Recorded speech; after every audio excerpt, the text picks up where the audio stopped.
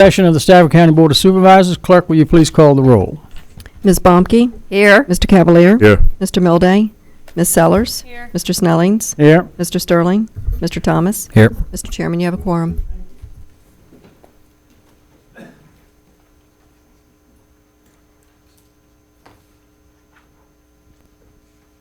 It's a quiet room. I think Covenant across the street's a little louder than this one.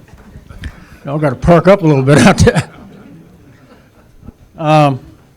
Very pleased this afternoon to make a couple recognitions. The first one is to our Fire and Rescue Department for the Fill the Boot campaign. And I would like to have Sergeant John Henson come up to accept that award. I don't know why I'm so vain. I think I can't read these things without glasses. John, why don't you stand to my right here? Yes, sir. This is a proclamation to recognize and commend Stafford County Fire and Rescue Department personnel for the annual Fill the Boot campaign. Whereas fire and rescue personnel respond to all hazards, incidents requiring physical strength and stamina, extensive training, courage, and selfless concern for the welfare of the citizens. Fire and rescue personnel throughout the Commonwealth and the United States have partnered with MDA over the past 60 years and have raised over $500 million. To continue their successful efforts to help discover cures for this devastating disease. Whereas the Stafford County Fire and Rescue Department raised $12,625 during this year's campaign. All of the money goes to Northern Virginia and Washington, D.C. to help eradicate this terrible disease. Now, therefore, be it proclaimed by the Stafford County Board of Supervisors on this 20th day of October, 2015, that Stafford County Fire and Rescue Department be and is hereby recognized for their 2015 campaign.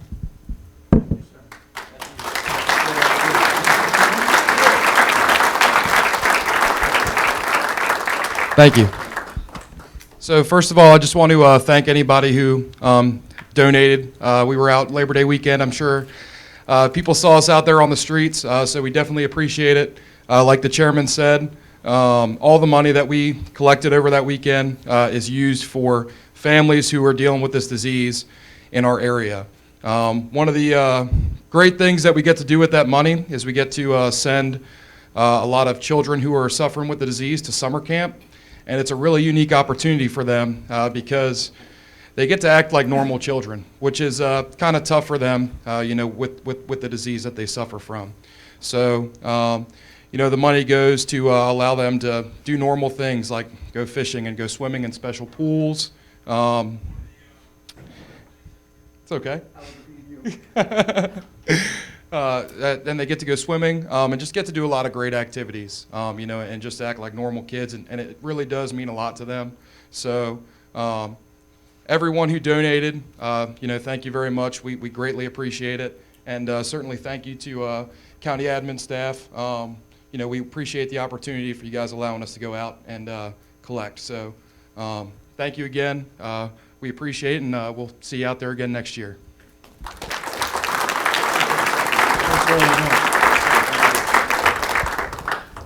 This time, I would like to ask First Sergeant Robert Grella to come up, please, along with Sheriff Jett and Major Decatur.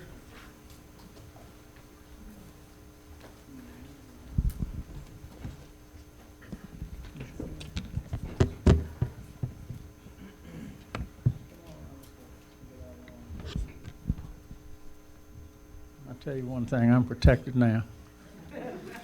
A proclamation to recognize and commend First Sergeant Robert J. Grella, Jr., who has been awarded Deputy of the Year by the Virginia Sheriff's Association.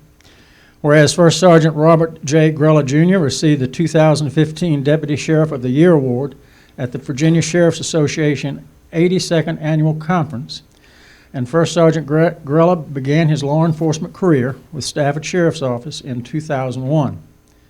He was promoted to the position of First Sergeant within the Special Units Problems Unit. His attention to detail and persistence in criminal investigations led him to spearhead the work on prostitution and human trafficking cases. Since 2012, numerous reports have been generated and arrests have been made of prostitution within our jurisdiction. First Sergeant Grella has done much work towards helping those caught up in the human traffic epidemic. Whereas First Sergeant Grella created a program to teach hotel staff about the signs of prostitution within their businesses. He currently travels to hotels within the county, teaching hotel staff, managers, and owners. This has led to multiple tips and sparked investigation into human trafficking problem that is currently being prosecuted at this time. Now therefore be it proclaimed by the Stafford County Board of Supervisors on this 20th day of October 2015 that it be and hereby does recognize Sergeant Robert J. Grella, Jr.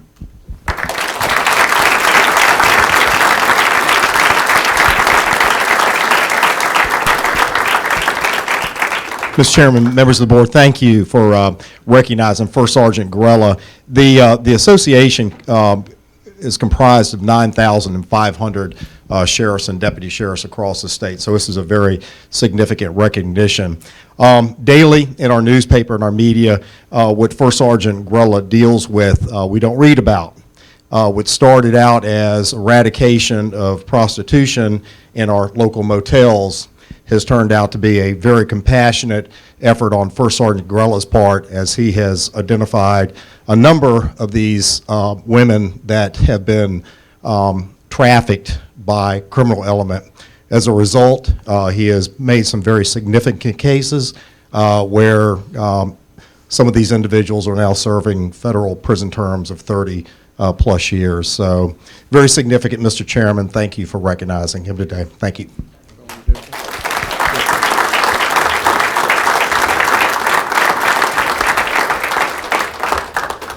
This time I'd like to ask the County Administrator, Mr. Romanella, to join me.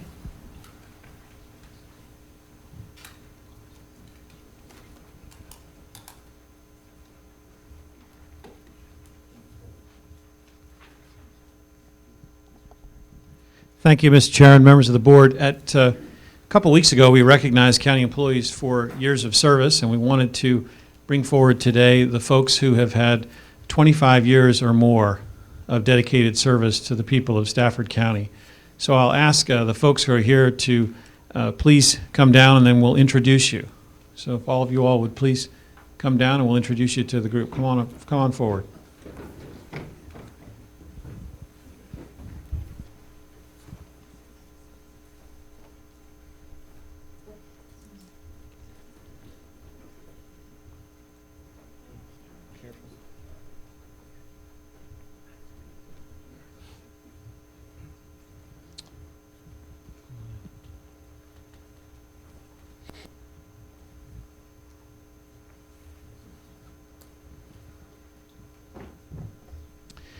I'm going to start with Robert and Linda Gillespie there at the end. Robert's in Utilities, Linda's in the Commissioner of the Revenue's office. Robert, we recognized him for 35 years, but in 2 days he will reach his 40th anniversary with Stafford County. Linda has 41 years with the county. When they came to Stafford County employment, Gerald Ford was our president.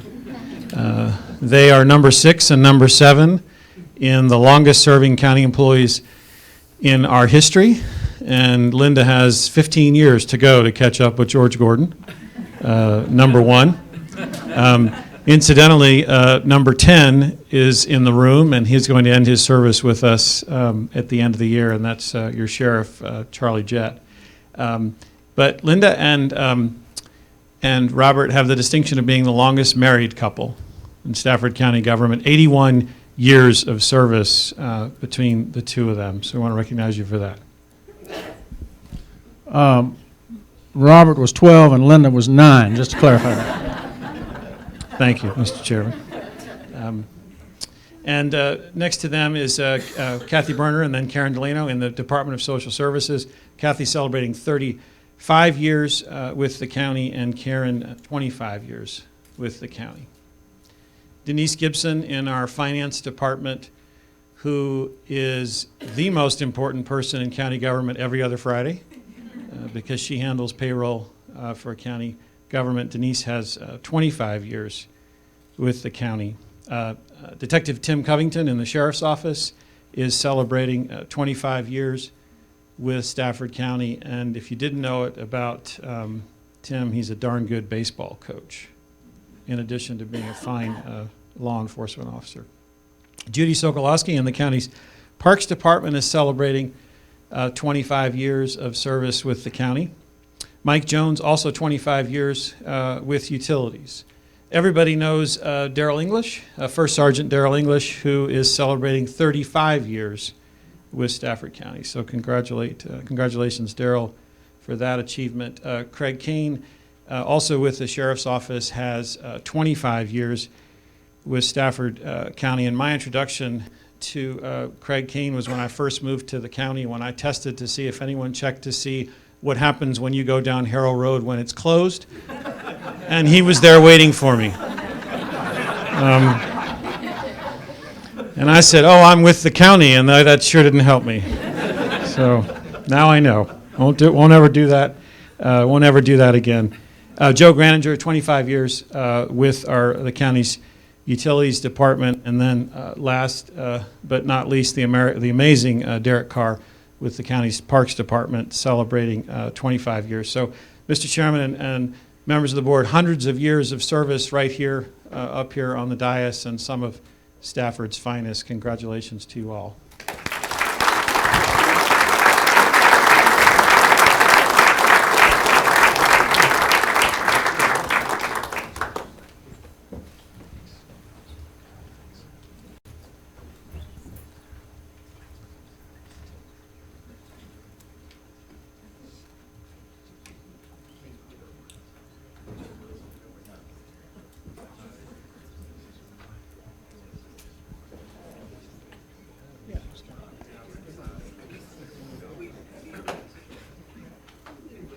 This time, I'd like to ask Donna Kraus to come up.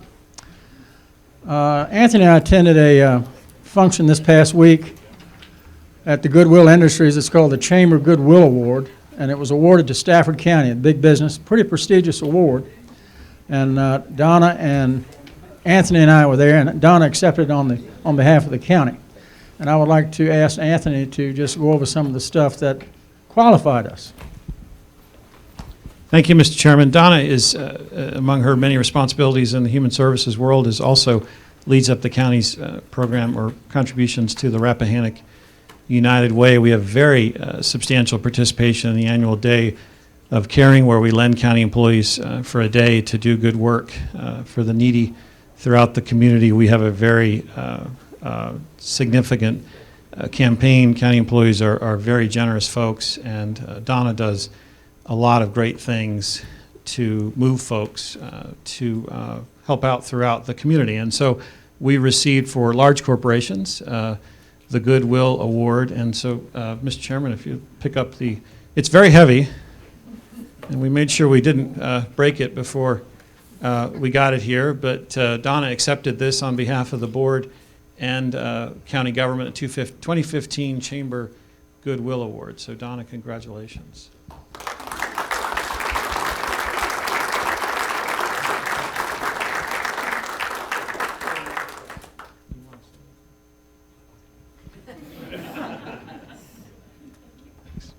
Thank you.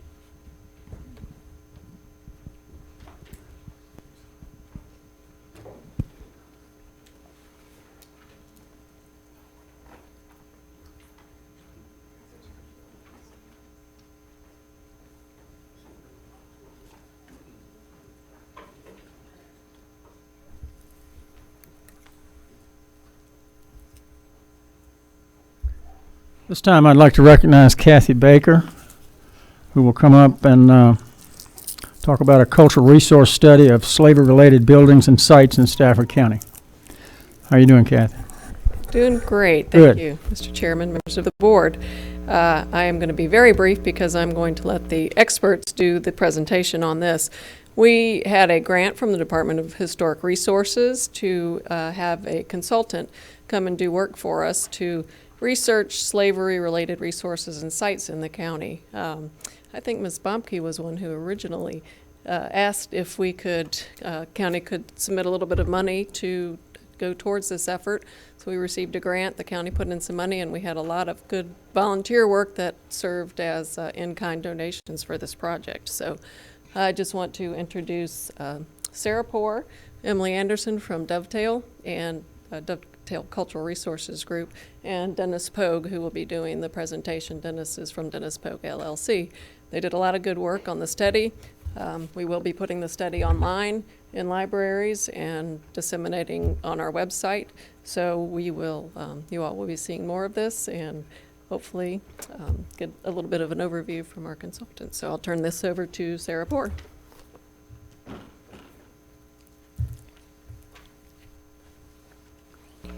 Well, good afternoon, Mr. Chairman and members of the board. We appreciate you letting us come and spend a few minutes of your time today to talk about what we've been doing. As Kathy said, I'm Sarah Poring with Dovetail Cultural Resource Group. Emily Anderson is also with my organization, and then Dennis Pogue. We did this as a joint project, pulling in Dennis's expertise and the work that he has done. In addition, I would like to recognize the University of Mary Washington.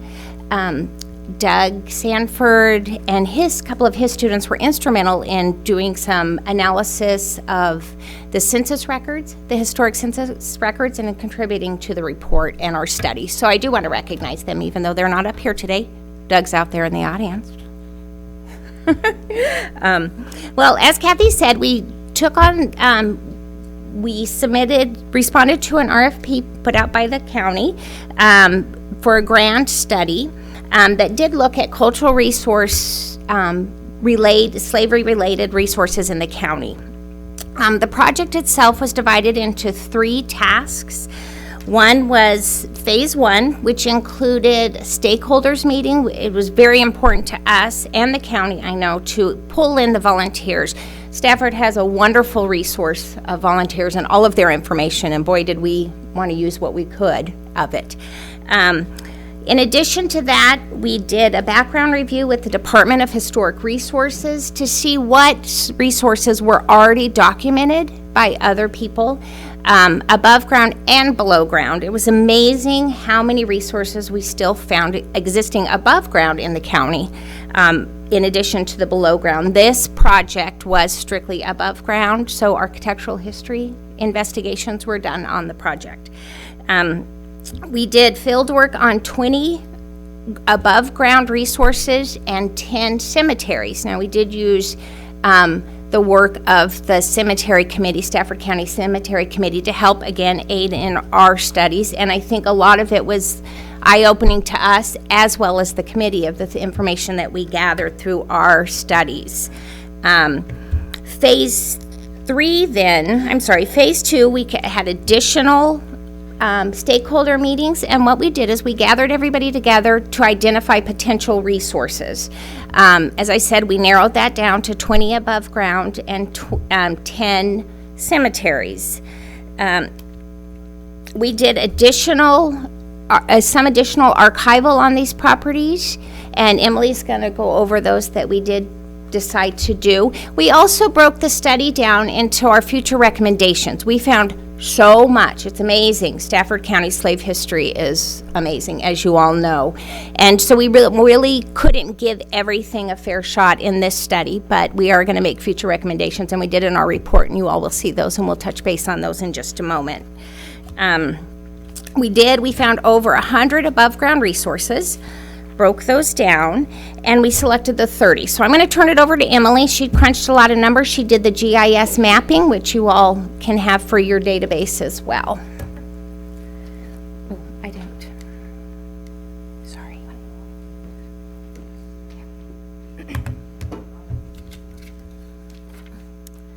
So after this master list was compiled, we chose the 30 that we decided that we were going to decide to document. We tried to focus on buildings or structures that hadn't been surveyed extensively, or some that were endangered, including stuff that was threatened, maybe structural failure, neglect, deterioration, or encroachment of modern development.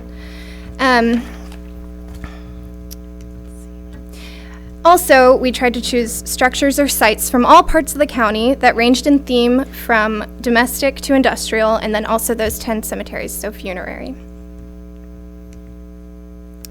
So once we chose our list, we moved into the fieldwork phase, which included taking photos, written notes, measurements, which we then turned into measured footprints in AutoCAD, and then written notes, and then we turned this all over into the report, and we submitted everything to the Department of Historic Resources. We also drew these as shapefiles in GIS and submitted them to the county and to the Department of Historic Resources. So then was the next phase, which was the analysis of our findings, and that was Dennis Pogue, so I'll bring him up now. Good afternoon, ladies and gentlemen. It's a pleasure to be here to share with you some of the findings of the survey. And as Emily mentioned, there are quite a few. So I'm going to focus on, some of those high points. So one thing to bear in mind, of course, is we're dealing with a very limited sample. According to the U.S. Census records, which the University of Mary Washington students went through, there were 60% of the households in Stafford County had slave labor. That's a pretty high figure, even in Virginia. And so it really tells us that slavery and the activities of slaves was everywhere in Stafford County. And literally thousands of sites and structures related to slavery in Stafford County has been lost, to time, to neglect, and to development. In 1860, there were 499 slave houses listed in the county census. That is undoubtedly underrepresented. We know this by comparing these results with other county censuses, and it seems that the idiosyncrasy of the person who was working in Stafford County led to a much smaller number than actually existed. So according to those numbers, we've found there's only 1.4% of those buildings appear to still be standing today. That percentage is even lower. Yes? So 60% of Stafford households and businesses had slave labor. What do you mean they owned a slave? 60% of the people or businesses in Stafford were well enough off to own a slave? Not all of them owned slaves. There were some large slaveholders, and what they would do is they would actually rent those slaves out to other folks to use. So 60% of the households that were included in the census are recorded as having slaves. We don't think that all of those householders actually owned those slaves. Thank you. So undoubtedly underrepresented. And the percentage of structures that we have left is even lower than the 1.4% figure that we see here. And of course, what this is representing is the incredible changes that have taken place not only in Stafford County, but all across the state of Virginia in the intervening 150 years. And of course, when a building really no longer has a function, when you don't really need it in today's world, then the chances of preserving it are pretty small. So what we're seeing is just sort of the natural outcome of this type of process. Now, of the recorded resources, and Emily mentioned that there were 30, including 10 cemeteries. I focused my work on the structures that we felt were likeliest to be actual dwellings for slaves, slave quarters, if you will. And we found 7 buildings that we think are likely slave dwellings, although one of them may be relatively late and may actually have been used for freedmen after the Civil War. But those other 6 structures we're confident were slave quarters. We also found an additional building, and the picture here, the cabin on Fall Run, is actually a structure that survives. And until recently, many folks believed that this building did not survive. This was not included in our survey because when we found this out, we had essentially finished the field work. But Doug Sanford and I will be going back, and the owner has agreed to let us come in, and we will be doing, the additional recording and documentation of this building. This is a tiny sample, of course. And what can you do with a sample of 7 buildings? Well, the best thing you can do is to compare that with records and evidence from other places. So this is where the census data was hugely important for us because it put these buildings in some sort of context within that history of Stafford County. In addition, we looked at patterns from around the state and used lots of other evidence that people had compiled over the years so that we could compare the trends in Stafford County and be able to understand how Stafford fit into this larger context. And then finally, we've looked at a number of slave quarters over the years. Doug Sanford and I have been working on a project for a number of years. We've recorded about 50 buildings across the state of Virginia that were slave quarters. And so that was a source of information that we were able to use to compare the results from Stafford County. And what did we find? Well, the main thing that we found was that there's an amazing preservation bias. And this goes sort of for all these buildings. In other words, the buildings that survive are the ones that were the best built in the first place, that they found a function for them after slavery days that kept them going.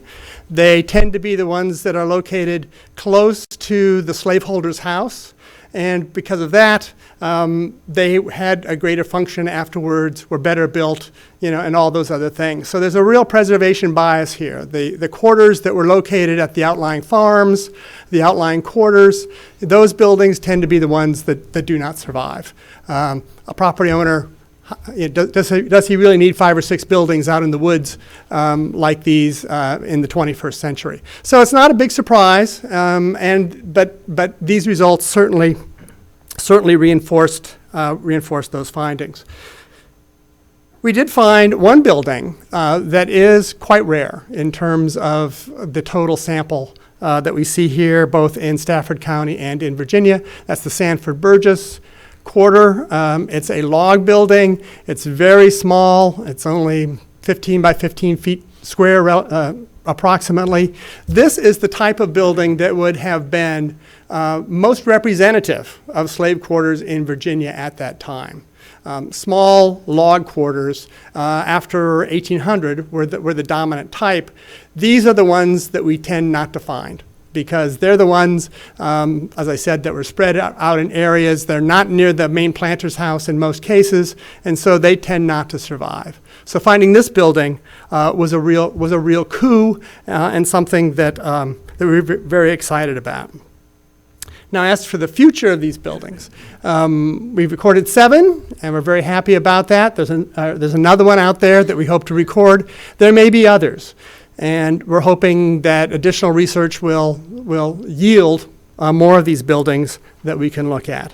That's the future. That's the rosy side of the future. The not so rosy side is that at least 2 of these buildings, 2 of the 7, are endangered and are very likely not to survive for very many more years.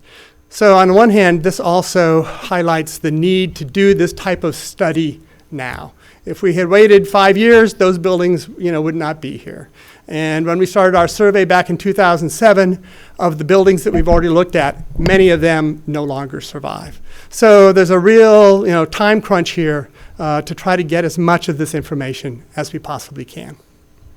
Ms. Sellers. Which buildings are it, and which buildings? Are in danger? Mm-hmm. Well, at Sherwood Forest, there are 2 quarters. There's the kitchen quarter, the brick kitchen quarter, which the owners have restored and spent quite a bit of money to do that, and it was in danger of collapse, but that has been preserved. A second building there, unfortunately, a frame duplex, which is a few hundred yards from the kitchen quarter. By the time they acquired the property and started to work on these buildings, it was determined that it was beyond saving. So fortunately for us, we had actually looked at that building starting back in 2007. So even though it is currently in the state of collapse, we had a lot of information previously that we were able to use for this study as well. So what's endangering them now? Just time? Well, no function. It's what do you need these buildings for? And certainly the duplex quarter could have been saved. In 2007, when we first visited, it could have been saved. In the intervening 8 years, the roof has failed. And when roofs fail, it's just a matter of time. And so it was essentially let go too long, and nothing much to be done about that. The second building is the Sanford Burgess quarter that I mentioned. And again, it's sitting on a piece of property that has no real function. It has no use for the building. And so it's deteriorating. We've looked at that over the years, and certainly we can see signs of deterioration. So if something isn't done about that building, it's likely to go as well. Any other questions? Ms. Bumpy? Yeah, is there an organization within the state that raises money, whether it's 501c3 or a for-profit that, or any arm of the state of Virginia that looks to preserve these buildings? Well, there's not much. There's no organization that's dedicated to that purpose. And that's, again, why we started our larger survey a number of years ago, was to try to bring attention to these buildings. Mm-hmm. A lot of them are on private property, private lands, and don't have a whole lot of potential for resources to preserve them. So it's really just a matter of goodwill and trying to encourage these folks, to do the right thing. Any other questions? I have one. All 7 buildings on private property? No. The Sanford Burgess is on county property. Okay. Mr. County Administrator, I guess we need to take a look at that one. But you say that one's not in danger right now, right? Well, it's deteriorating. And Okay. when I went there last, I saw deterioration from the previous visit. Okay. It's a log building and it's small, so on one level, it's sort of sturdy. The logs are kind of sturdy, but the roof is in poor shape. The floor is in poor shape. There's groundhogs underneath it, all kinds of things that are working on it. Okay, we'll take a look at it. Anything else? Thank you very much. It was quite interesting. Thank you. It's time we'd like to have Virginia Department of VDOT come up and make their quarterly report. Good afternoon, Chairman, members of the board. My name is Robert Poutier. I will be giving the report today. Sean Nelson wishes he could be here, but he was in a conference down in Richmond. Just going over a few of the construction projects to give you an update. The Route 17 reconstruction winding project is moving along quite nicely. The plan is to complete the northern portion from Geico to the northern terminus of the project prior to this winter. It's going to depend on temperatures. Hopefully they don't stay as cold as they are. The Falmouth intersection project. Let me back you up real quick on that Route Sure. 17. Now, you say from the northern, from Geico to North. where? To the north. To Walmart. Terminus. Like up towards Walmart. Yes. Okay, thank you. For the Falmouth intersection, the roadway portion is 100% complete. Today they started the landscaping portion, and they plan to have that complete hopefully within the next couple weeks. For some of the preliminary engineering projects, I'm sure all of you are aware of the I-95 630 interchange and roadway widening project that now is design build. The public hearing was held on September 29th. I think we had over 200 citizens show up for that. We had several comments. We're now sifting through those comments.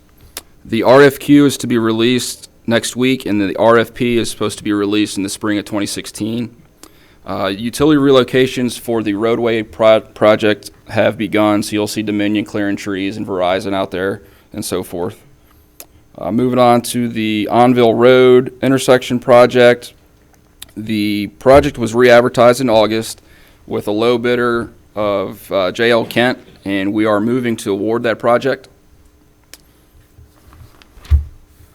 Ferry Road intersection improvements. The public hearing was held back in February of 2015. We've incorporated several of the changes at the request of the Board of Supervisors, and the right-of-way phase is scheduled to begin shortly this fall. Now moving on to some of the maintenance activities throughout the county. We're continually patching potholes, tree trimming in various locations. The 2016 paving schedules have been prioritized, and I listed them on the handout, but just to go over them, we are planning on doing Route 1 from Falmouth all the way up to Truslow. Route 17 business from Falmouth just past Wayne Drive, which is essentially Falmouth to I-95. Route 218 from Falmouth all the way up to the bridge over CSX, right there at the Wawa. Route 212, which is from the Wawa all the way to Route 3 business. Spring Lake subdivision, as well as Carter Street, Gordon Street, Colonial Avenue, Washington Street, And then we have 3 projects that are planned for trench widening, which are Bells Hill Road, Arkandale Road, and Brent Point Road. Hopefully, all goes to plan, and those are advertised next spring. A couple other items, Coakley Lane, we're scheduled to start on that paving project next week. There was a Telegraph Road drainage issue coming down from the new bridge over 95. We're currently looking at potentially doing some repairs out there, reshaping the ditch line prior to this winter. And then there was also an issue at Boswell's Garage right there at Route 1 where there was a DI that was installed, and Eastern Federal Lands went out there, did some work. However, we still feel that there's a potential issue, so we have a meeting scheduled for November 2nd to discuss that with Eastern Federal Lands. And then Flippo, we have some tree trimming scheduled for next week and some ditching scheduled for November, I believe. So that's kind of the rundown we got. And then just to give you another update on Crow's Nest Natural Preserve, we have the permits in hand to begin work.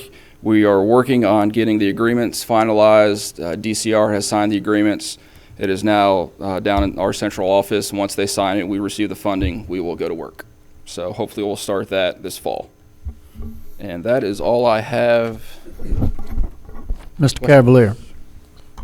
Sir, you said DI in Boswell Corner. Do I take that? It's the drop inlet. I'm sorry? It's the drop inlet. And that is where exactly? It was installed essentially in the turn lane to go northbound Route 1 to Telegraph. There's a DI right there just outside of the turn lane on the shoulder. Right. And I understand that one was finished. Are you aware of the issue on Telegraph Road on the, what is it, the west side? Towards Quantico? Toward Quantico. Yes, yeah. we are. And we are aware of that. We are planning on trying to resolve that issue by this winter. There's a drain, so there's a lot of sheet flow, and the way they poured the curb and gutter, it doesn't allow for any of the water to escape the roadway, so we're going to go in, cut a little slit for the sheet flow water to go off, and then we're also going to repair the ditch line and potentially look at some piping as well. Okay, because there was a dangerous rut on the side of the road there. That yes. You probably, has that been addressed already? Yes, it has. Yes, okay. And then also there was severe drainage that went into a property owner's garage and into their backyard right there, just down from that area. Yes. And I think the county staff has been in communication with you, so I'm hoping that whatever that solution is gets addressed sooner rather than later, not next spring timeframe, I'm hoping, right? Absolutely. We'll have it done this fall. Okay. And really, though, my biggest concern is in Widewater, and it's Arkandale Road. And you guys are very aware of that because the CXX trucks that have been doing all the work out there in conjunction with the third rail have just tore that road up like I've never seen. And it is severely dangerous. I mean, I know that sometimes there are signs put up, loose gravel ahead. Well, it's more than loose gravel. There are holes in there. I've had somebody break an axle, and if you're going, and that's a roller coaster road anyhow along the railroad tracks, and so I know it's on the schedule to get paved or redone, whatever, next spring, but we can't wait till then. Correct. We are planning on going out there. We had some contractor issues with the patching. We're getting those resolved hopefully this week and next week, and we will be out there to patch it prior to Thanksgiving. Do we get any reimbursement from CSX on any of these deals? Because they're the ones who really did this. We've been working with CSX. Unfortunately, our hands are somewhat tied. As long as their trucks by the weight restrictions for a normal roadway, it is difficult for us to really go after them for funding, because if it's a allowable vehicle on a roadway and the roadway is maintained by VDOT, then it's our responsibility to. Yeah. Well, you take your life into your hands when they're coming at you on that very narrow road, and they exceed the speed limit every time, it seems like, in their big, heavy trucks. So it's a major problem out there. And we've been in discussions with them, and they've notified us that they're planning on reducing their truckload. It was supposed to be at the end of last week, which is kind of why we were holding off to do the permanent repairs. That way their trucks wouldn't come back in. So when are they scheduled to be finished with their heavy trucks being out there? They told me that it was going to be close to 85% reduction in heavy trucks at the end of next week. Or end of last week, sorry. End of last week. So. Okay. but it is CSX. All right, thank you. Any other questions? Ms. Bumke? Yes, Mr. Poudier, yes, the Falmouth intersection is completed and great, even though there's a little bit of a NASCAR race, going on with one of the lanes that curves around there, but that's okay. What are they digging now? I mean, I thought everything was done, and then all of a sudden I noticed the other day that they had 2 major holes over on the one side. Can you help me understand that? It's the landscaping plan, so it's trees. We're planting trees all up and down the corridor. Okay. Wow, those are going to be some big trees then. They will, I think at maturity, they're about 20 to 22 feet tall. Okay. Big holes, okay. And then also, I just wanted to thank you for Kyle Bates. He has been in contact with me on a number of different issues, and I just thank you for his readiness and willingness and attitude to help and be of service. So. And he is now taking over all the responsibility for our maintenance operations. So he'll be involved with, I'm sure, all of you quite more. So. Thank you. Any other questions? Mr. Thomas? I just wanted to add about the Falmouth intersection. I know we do a lot of complaining, but that one, I took a walk down there. The quality seems really good. All the different things when they merge together, everything's really flat and it looks nice. The brown poles and everything, the couple of extra things we did, I think is really going to make a good impact statement. Welcome to Stafford. Much better than all the overhead lines. People probably have already forgot about all those by now, but I'd like to see a before and after photo once all the landscaping is done. I think it'd be very interesting to see that. Got a lot of good feedback. I've actually been driving purposely through the intersection. Ms. Baumke will be happy to know that I'm no longer a cut through in her Clearview neighborhood. And I've heard that from a lot of people. 3 years ago, never would have thought I'd go all the way down to Falmouth and out to White Oak to get to my place, but it actually is very quick at all hours of the day so far. So, job well done. Thank you, Mr. Mildy. You just you resurfaced Brook Road to the east of Andrew Chapel. Yes. And you stopped where there's another one of the tubes underneath of the road right before Marlboro Point. It started to collapse. And I'm not sure if you're holding off on striping again until you get that fixed. Or we're not holding off on the striping. We purposely left out that patch because we are planning to replace that pipe here in the near future. I don't have the schedule off the top of my head of when we're planning on doing that pipe, but it is going to be hopefully sooner than later. I just want to, I'm sure you know, but on that road in particular, we've got 400 or so houses out there now, or almost 3 in the 3s.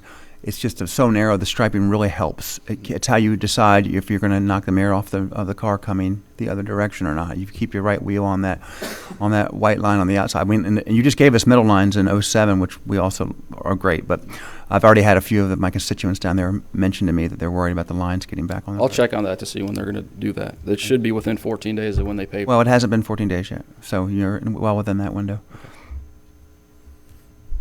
Any other questions?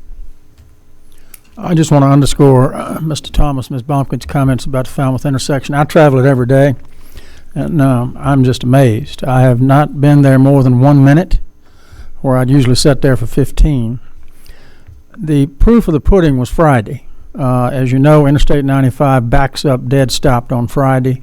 We usually, if we go to town on Friday afternoon around 4 o'clock, we cut through. I said, we're going to try the Falmouth intersection. We sail right through it. So my compliments to the engineers. They did a great job. I'll pass it along. Thank you so much. Thank you.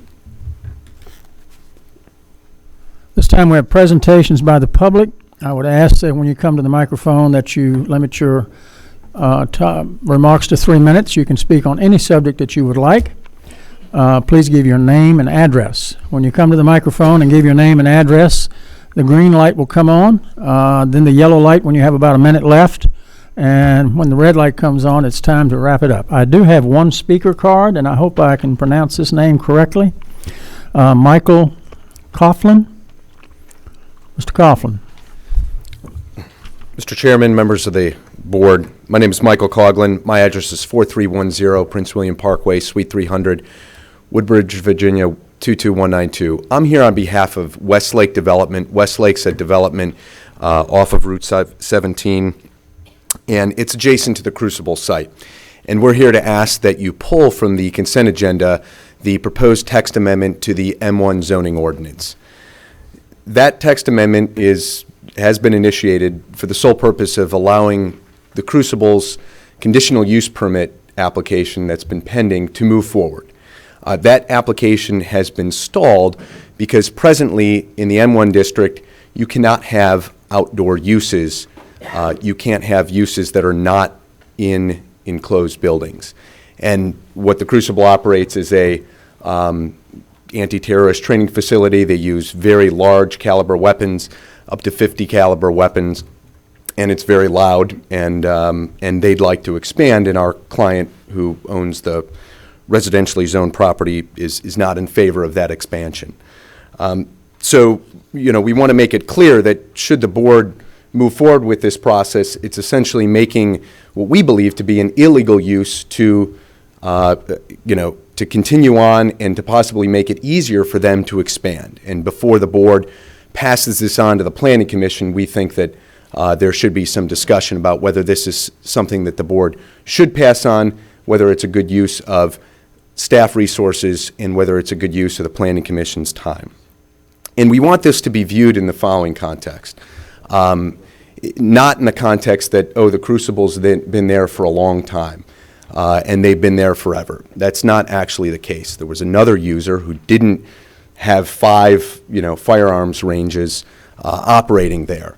And when the Crucible began operating, they didn't begin operating, in our view, with a valid zoning approval. Instead, they used the weapons ordinance to begin operating first one firing range and then more firing ranges.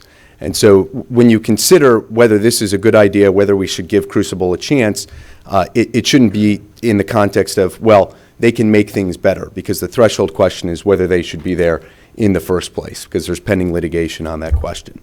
So we ask that the board pull the M1 text amendment from the consent agenda, have some discussion about it, and ultimately we would hope that it not advance any further. If that doesn't happen, at least give the Planning Commission some direction to find a way to mitigate impacts between incompatible uses like the Crucible and residentially zoned properties or existing properties next door. Thank you. Thank you, sir. That's the only speaker card I have. Is anyone on the right side of the room like to address the board? Seeing none, anyone on the left?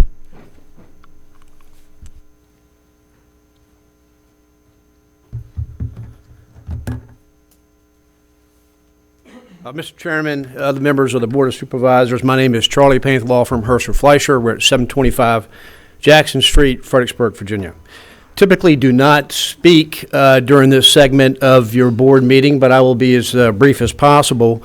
I want to respond to Mr. Coughlin's comments. We did submit a request to the county to look at its current zoning ordinance under M1 because of inconsistencies, not because of any other reason. The inconsistencies, which did come up during the request for a zoning administration determination of the BZA, which we clearly won in regards to grandfathered use of the current operations at Crucible, which was appealed by Westlake to the Circuit Court, is that not only a use for school industrial, but also other uses under M1 zoning that are traditionally fundamentally outdoor uses that would be prohibited under the ordinance that are occurring today. So the purpose of the text amendment is to address those inconsistencies and to also include a conditional use permit requirement for those outdoor uses. So the county would have the final say as to whether or not those outdoor uses would occur and also evaluate the impact. So I want to make sure that's clear as to the purpose for the request. I appreciate your time this afternoon, and thank you very much. Thank you, sir. Anyone else on my left like to address the board? Yes, sir.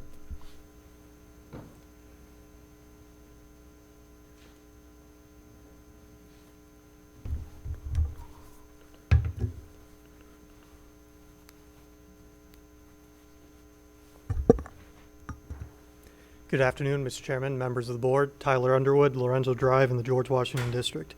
My presentation this afternoon is on item number 18, the Stafford Village Center. I want to clarify some comments that I made at the last meeting, as there seems to have been some confusion.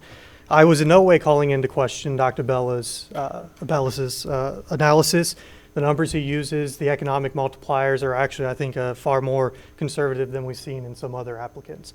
What I was calling into question is the paradigm that we use in this county on how we offset impact of residential development.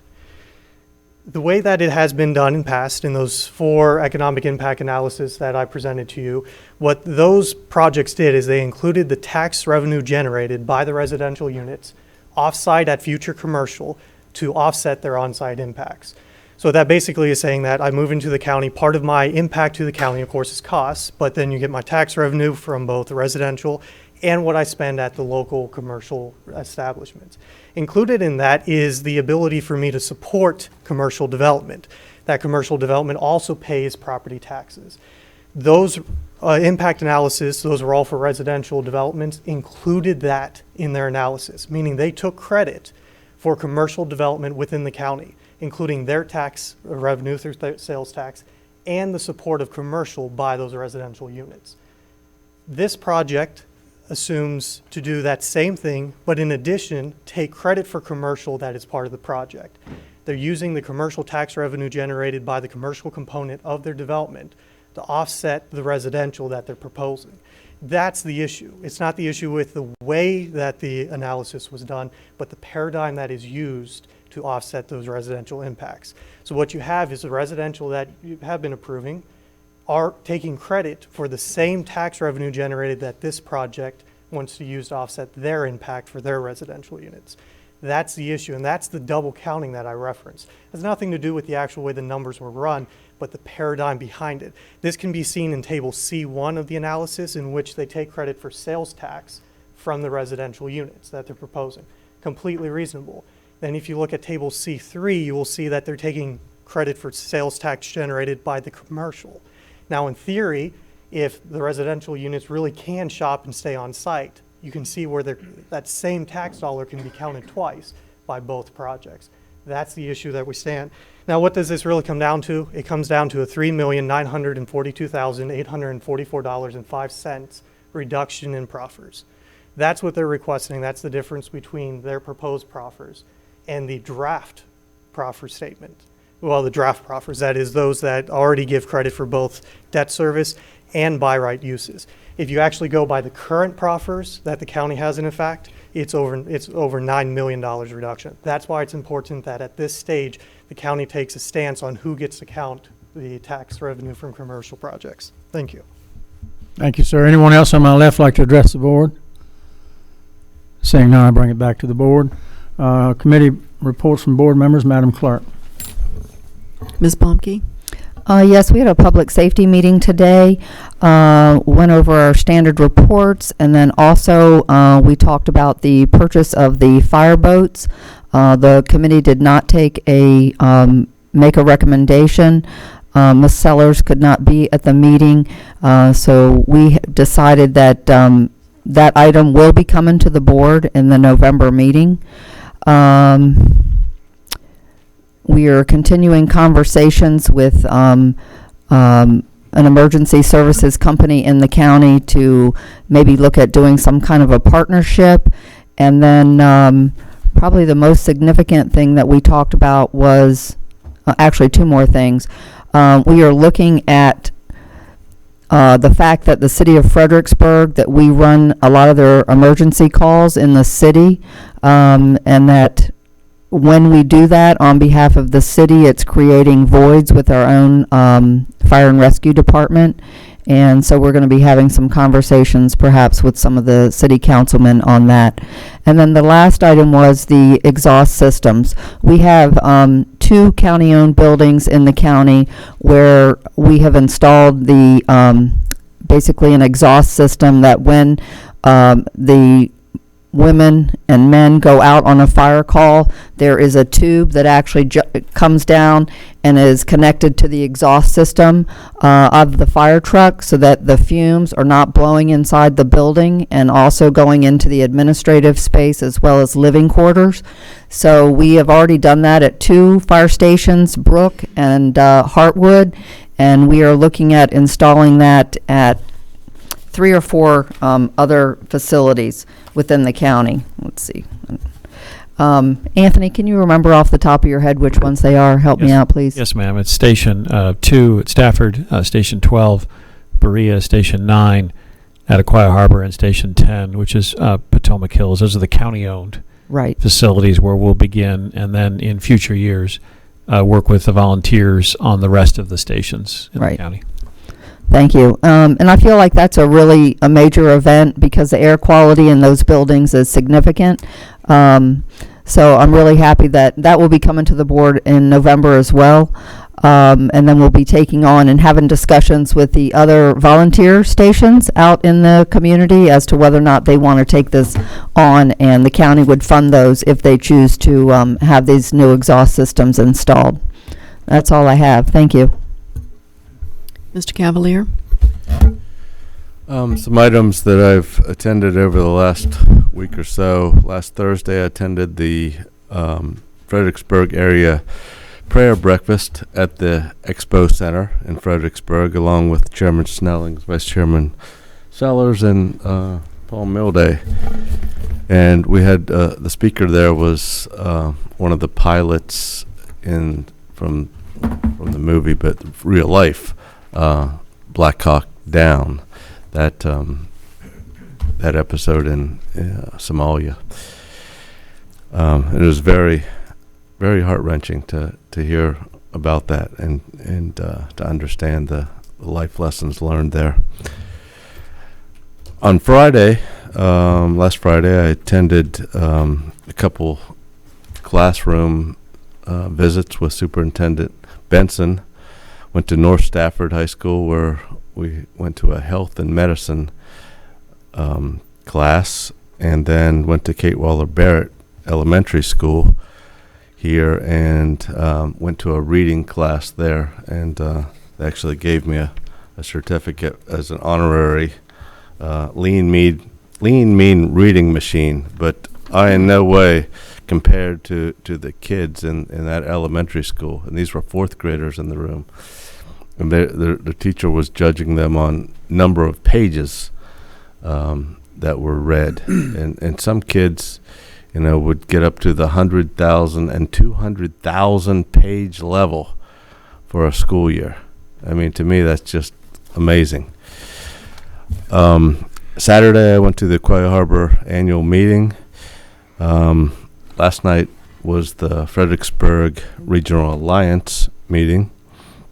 And today I attended the Affordable Suites Hotel of America groundbreaking, or ribbon cutting actually, up off of Telegraph Road in my district. And today at 5:30, I hope some of you can join us at Aquia Town Center for the groundbreaking ceremony there. Thank you. Mr. Milday?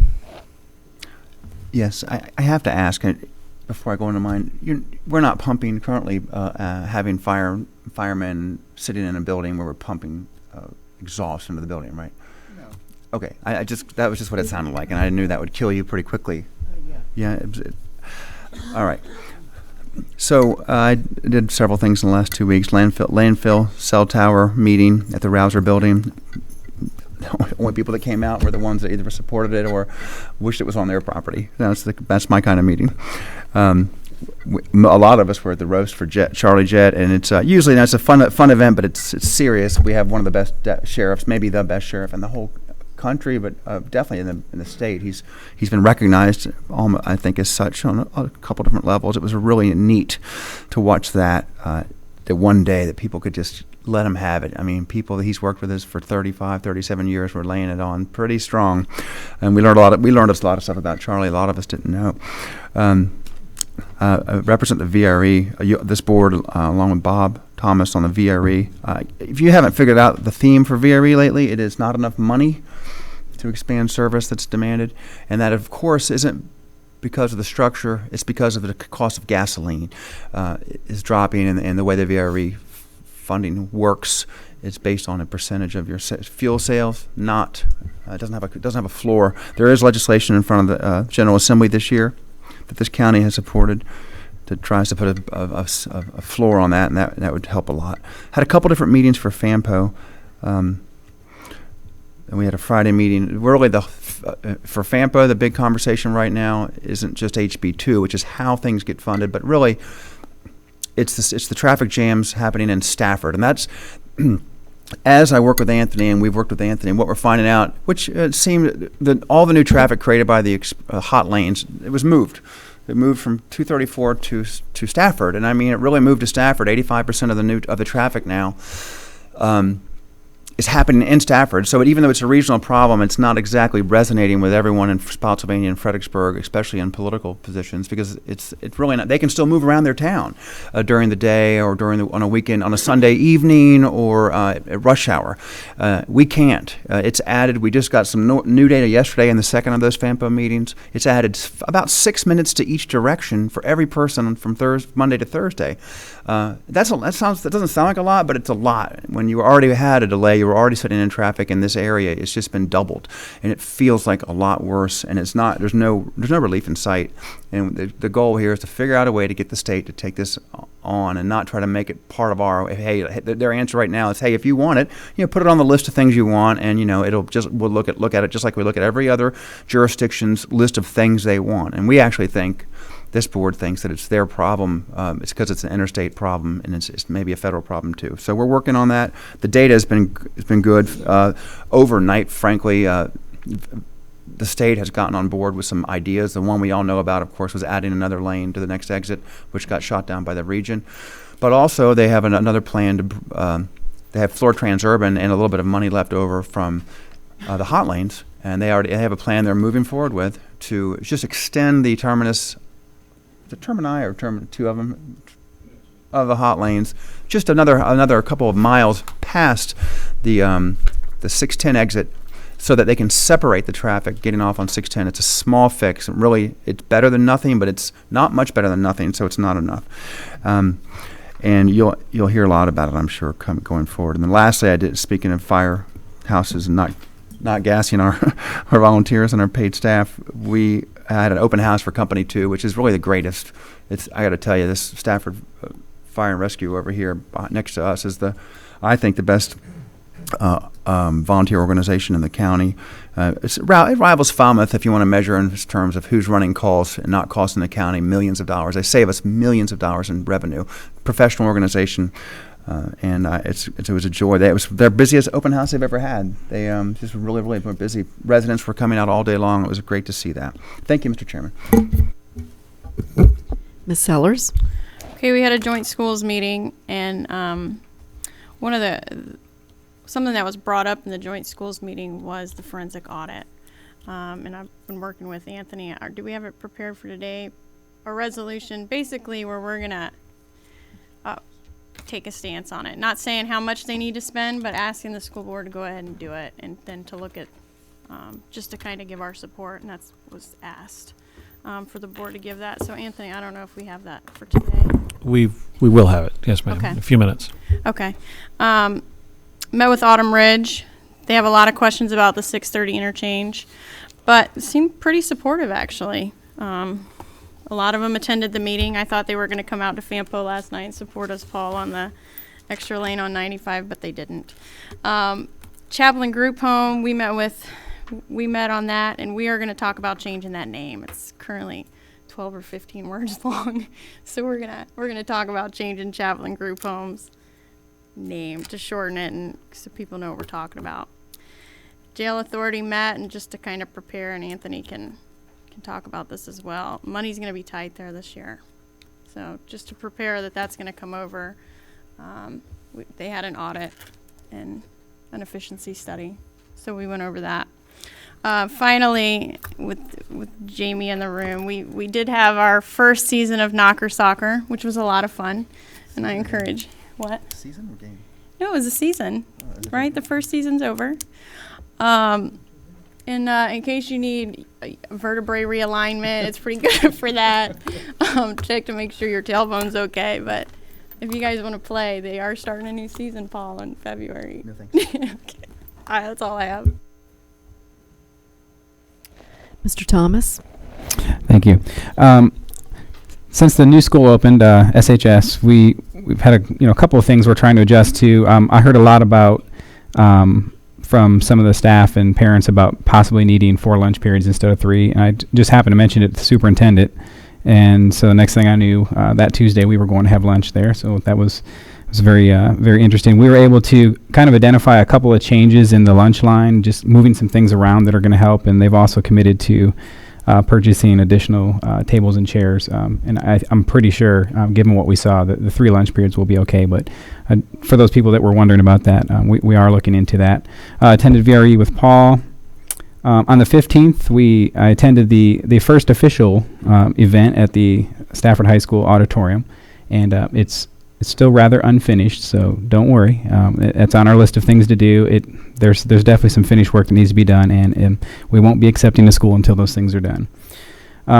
Upcoming on November 9th at 7 p.m. is the annual Band Together to Fight Hunger. It's where all the high school bands get together.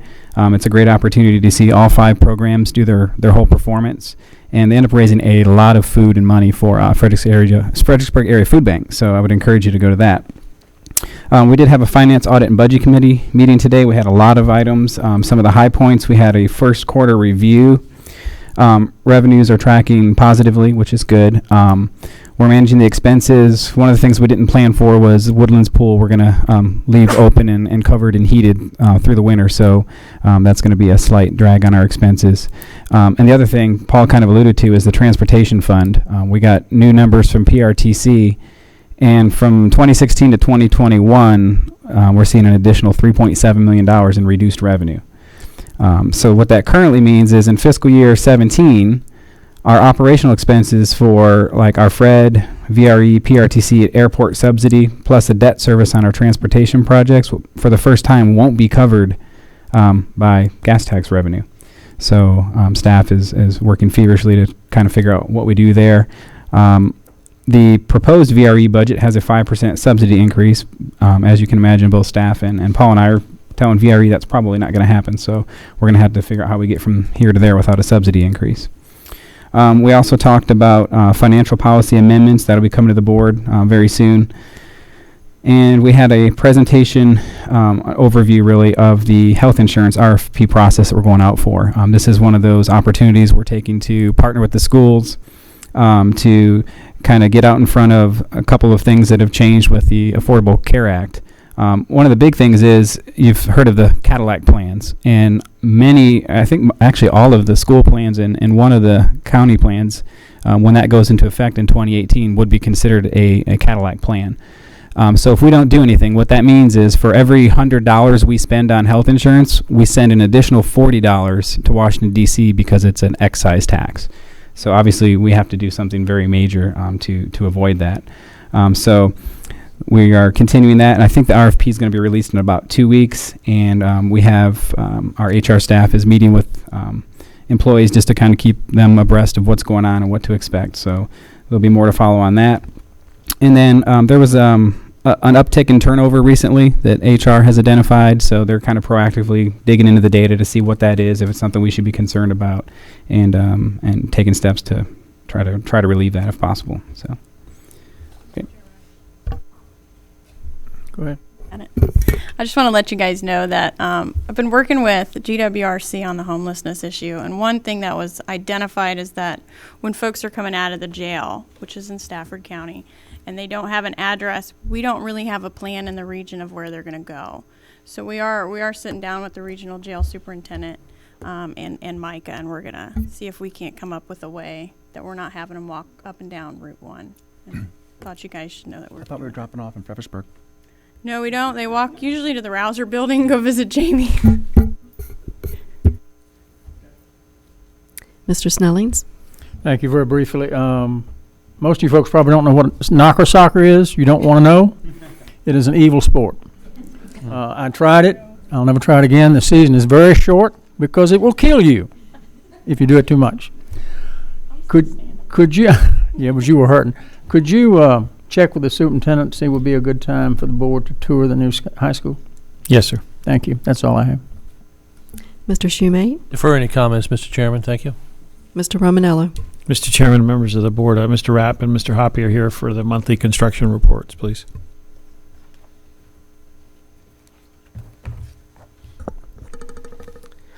Good afternoon, Mr. Chairman, members of the board. Chris Rapp, Director of Public Works. I am pleased to provide a road construction update. Mountain View Road Phase 2. The project is almost finished. The final paving has been completed, and the contractor has removed the temporary road sections and performed final grading of the ditches. There's been a final inspection with VDOT, and the contractor is working to finish the punch list. Mountain View Road Phase 1, the project is close to being finished. The contractor has prepared the final section for a permanent road with base paving. The final paving will occur in November. And the ditches are being, the final grading and seeding on the ditches. Poplar Road Phase 1 and 2, the contractor installed the turn lane improvements in the intersection of Warrenton and Poplar Road. The contractors laid base pavement south of Truslow Road, and they're working to put in base pavement north of Truslow in the next 2 weeks. They anticipate final paving of the entire project in November. Poplar Road and Mountain View Road intersection, there's 10 properties that we need easements from. We have settled with 6, and Power has indicated they'll begin relocation in November. Truslow Road, the new alignment, the contractor has placed the base stone and anticipates paving in a couple of weeks. They finished the curb installation and the drainage structure installation on that new portion. The existing portion, they're grading, and they'll start curb installation. Garrisonville Road widening, we continue on with the right-of-way acquisitions. Multiple properties have settled. There will be 3 buildings that are impacted, and our goal is to wrap up the acquisition this fall. Lastly, Centerport Parkway, the contractor has completed clearing and grubbing, installation of erosion control, and the water and sewer installation will begin soon, and that project's going well. Any questions for Mr. Rapp? Yes. Mr. Milton? I know you just said it. I'm going to make sure you have all the land acquired now for the Brook Road project that that was in the 2006 or 8 bond referendum. 8. We have all of the parcels, all of the land acquired for Brook Road. Thank you. You're welcome. Any other questions? Thank you, Mr. Rapp.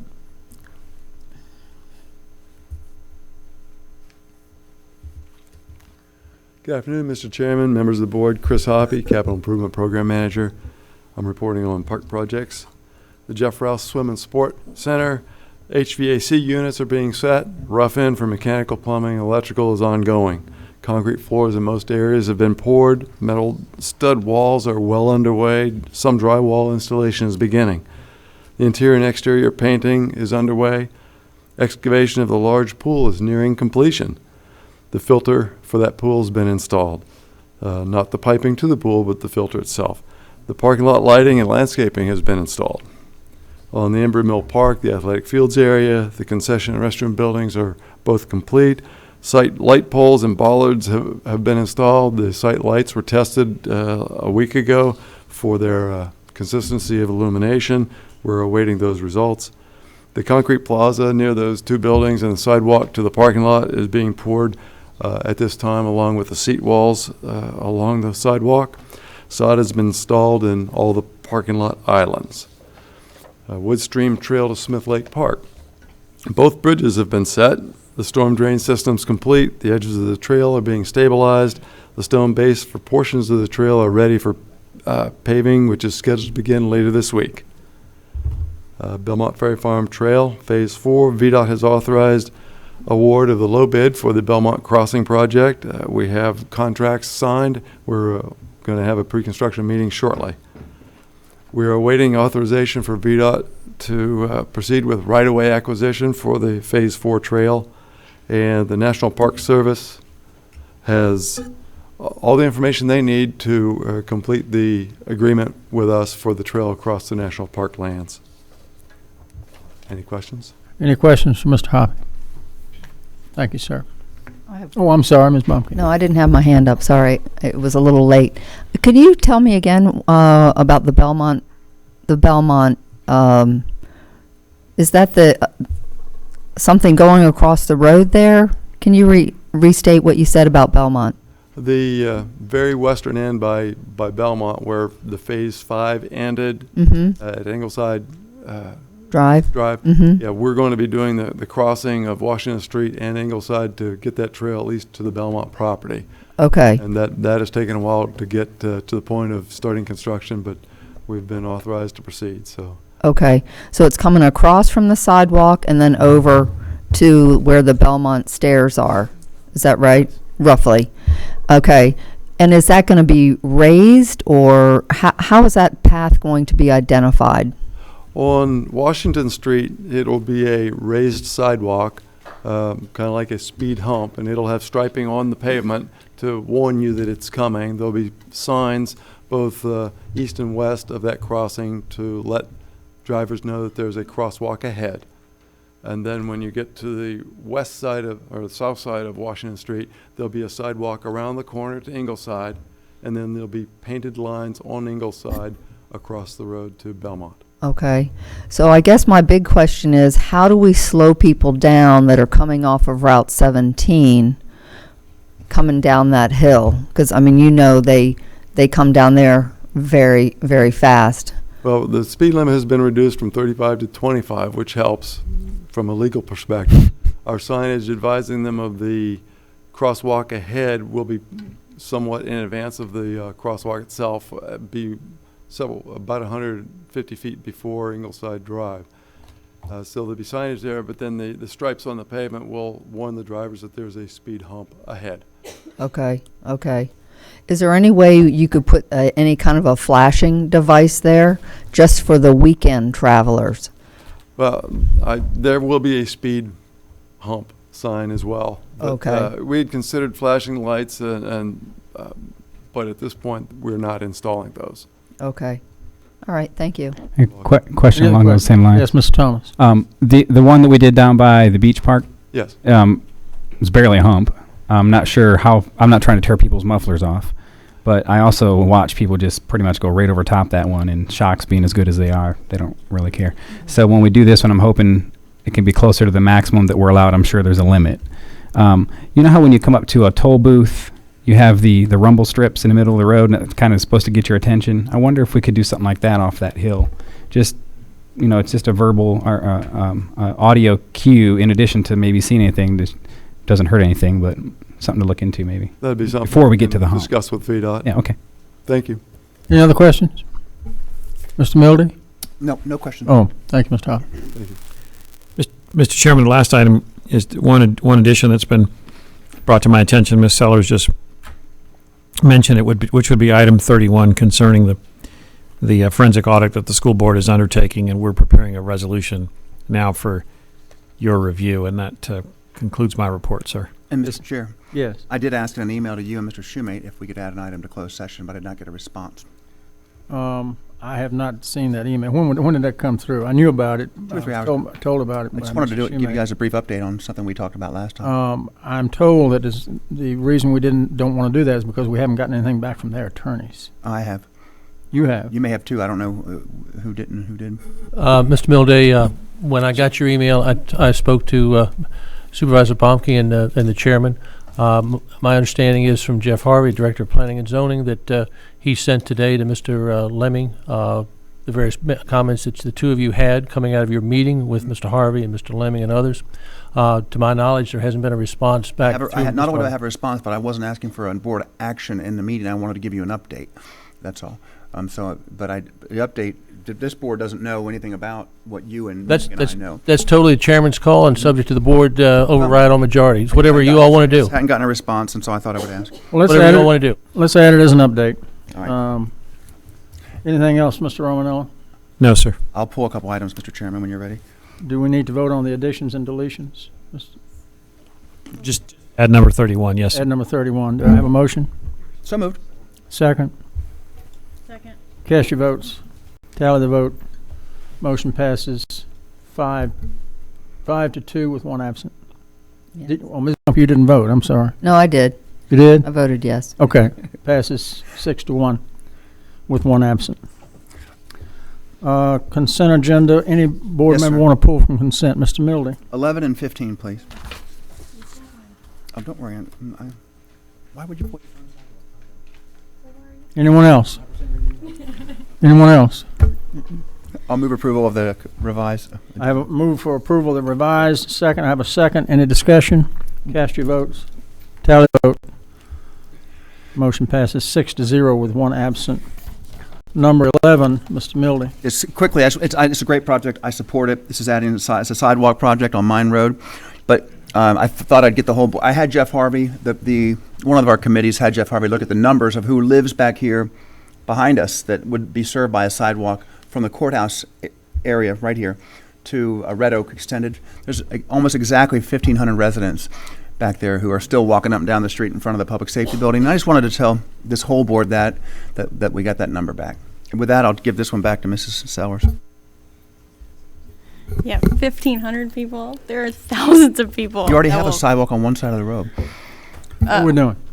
Mr. Chairman, I'd like to make the motion to approve. I have a motion to approve. Do I have a second?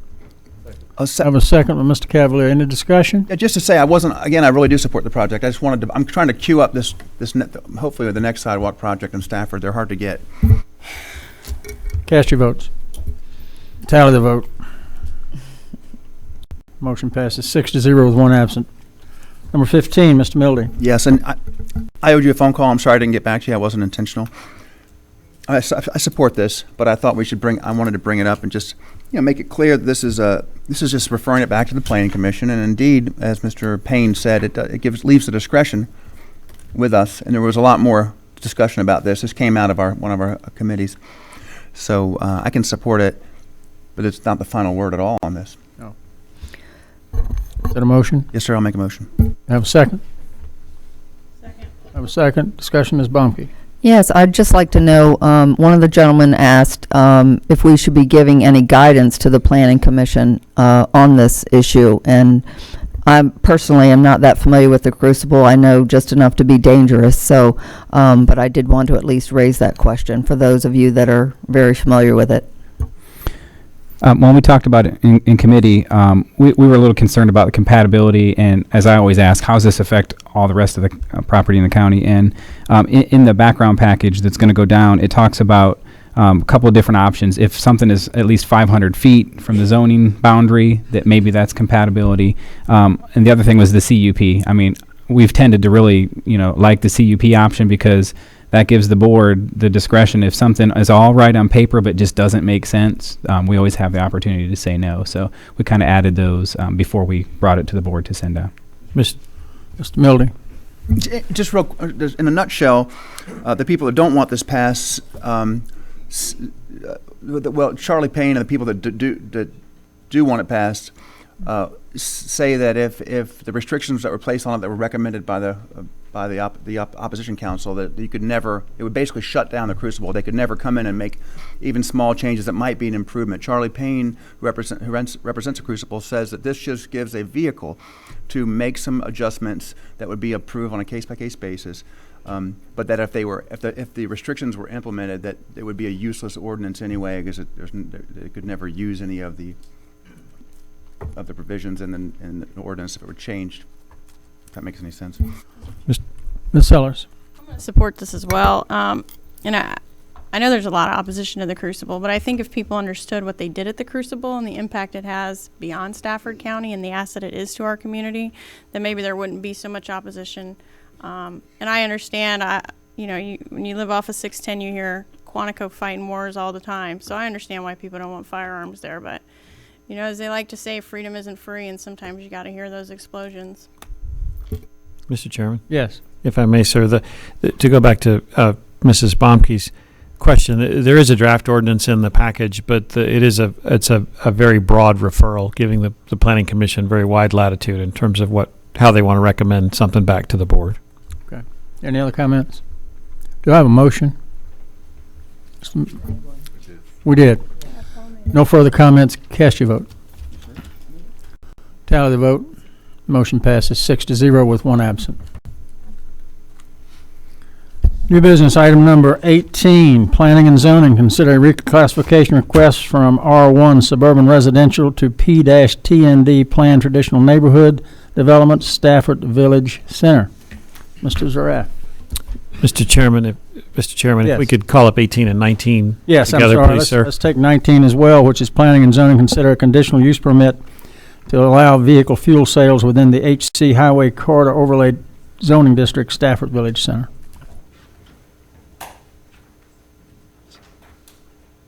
And in one moment, we have PowerPoint. I'm Mike Zaraf with the Planning and Zoning Department. Good afternoon, Mr. Chairman, members of the board. This is just a quick update on the status of Stafford Village Center, which includes reclassification and conditional use permit. Just for, as a reminder, the reclassification itself includes two parts. It is the reclassification action from R1 zoning to PT&D zoning.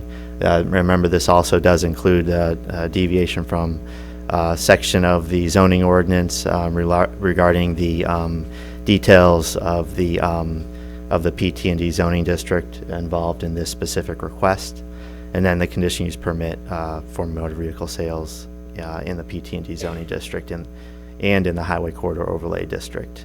The proposal itself is a mixed-use development with up to 500,000 square feet of commercial floor area and 453 multifamily residential units. Before I go on, the public hearing was continued over 3 meetings, September 1st, 15th, and then October 6th. On October 6th, the public hearing for the reclassification conditional use permit was closed and action deferred. The board did have several questions, and subsequently the applicant submitted new proffers and a new general development plan. At the last meeting, there were several comments and questions from the board, which I'll go over. Some of the comments included a request to provide more certainty in the residential and commercial mix. The applicant did modify the GDP. They modified a few of the notes related to the development of the site. It does require more of the buildings to include a mix of uses, specifically that certain buildings would have to have 2 of 3 uses, either retail, office, or residential. So I would note that this does not guarantee that residential be one of those uses. But also the GDP does not specify the exact location of the 100 required residential units that would have to be mixed with commercial. But it does provide for a little more specificity on the general location of where those uses might be located. The next point was having a design of the site more consistent with the traditional neighborhood design. The new GDP does not address that specific request. Also, there was a question to clarify what amount of commercial might be expected with a building that has a mix of retail with residential, with 100 residential units. Staff did a rough estimate, and if you have like a 5-story building, you may have the first floor with retail on a 35,000 square foot footprint, and then 4 stories of residential above that with 25 units on each floor. If the buildings are not as tall, you might be able to have more commercial. If you have 3-story buildings, you could have up to 70,000 square feet with the 100 units above the 70,000 square feet. So there's some variability involved in the that can be contingent on the ultimate design of the site. Some of the proffer changes I'll point out. The applicant has modified the proffers to be more specific with the extent of the continuous right turn lane that would be provided along the frontage of Garrisonville Road. Also, they did remove some conflicting deadlines that were in the proffers related to making the High Point Boulevard connection. So that's been fixed. Also, staff has a few points to make. Proffer 1C provides phasing schedule for residential and commercial development. It's in text form. The chart that you see, it was developed by staff that reflects that phasing, and we feel maybe a little more understandable form, and we requested that this chart be included as within the proffer statement. The next point, staff did request the High Point Boulevard connection be made sooner than the proffer, which states it would be done at 400,000 square feet, or 80% of the project. And also, we've noted in the staff report that there was ongoing discussion regarding right-of-way and utility relocations, and I want to defer that discussion to Keith Dayton, who can talk about that now.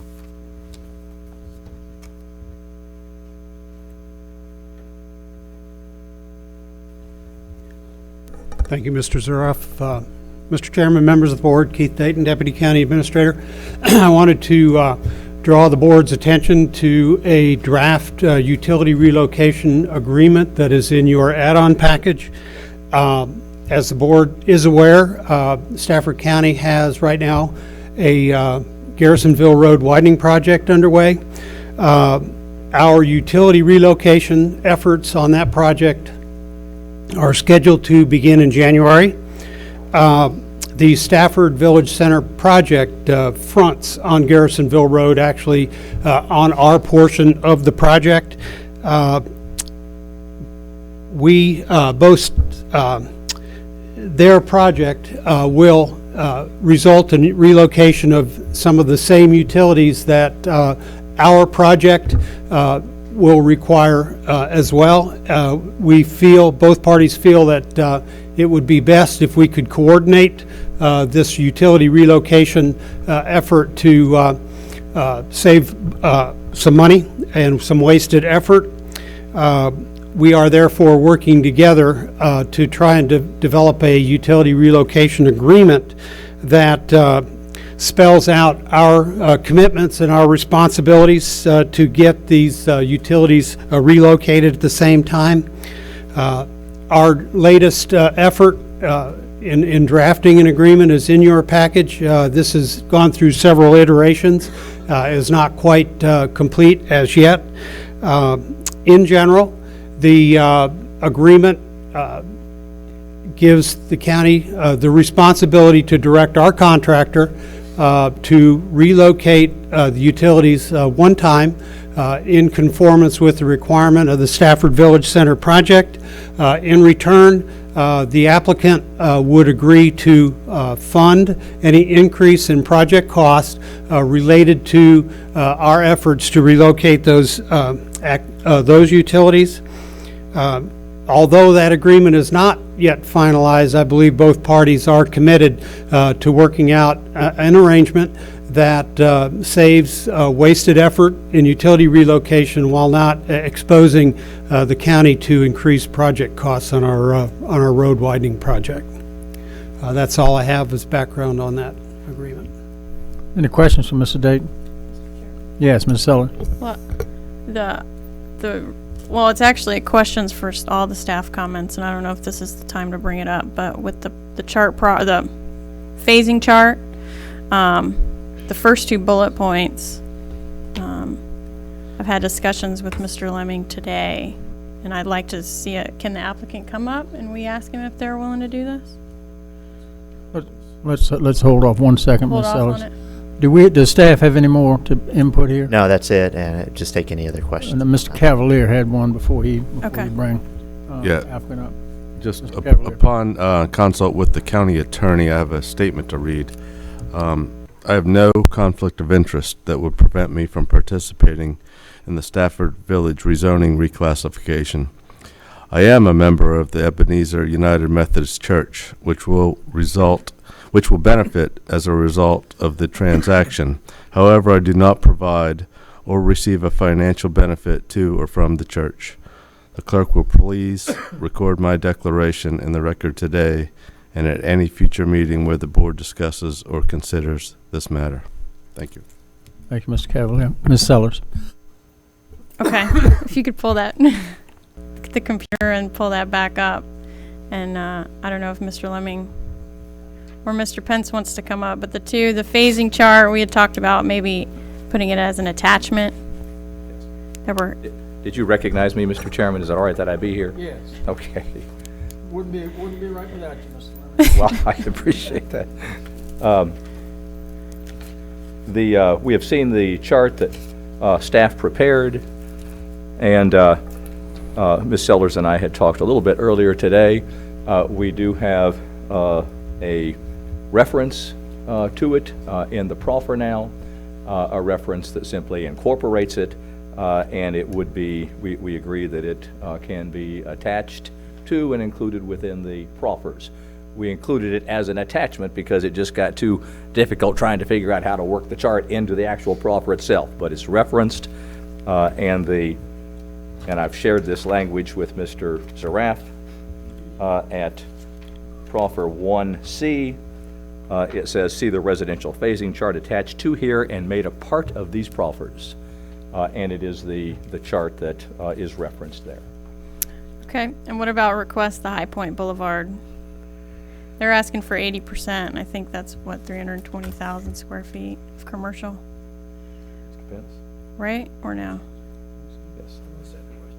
Yes, they're asking for an advance in the timing of, do you want better? Mr. Pence has indicated that he would advance that to 300,000 square feet.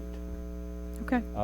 It is, like the rest of it, contingent on having the right-of-way within our possession.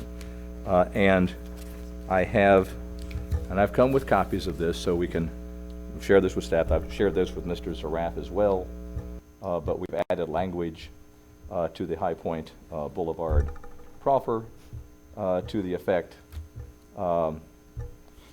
we've already talked about what we're going to do with the 400th unit.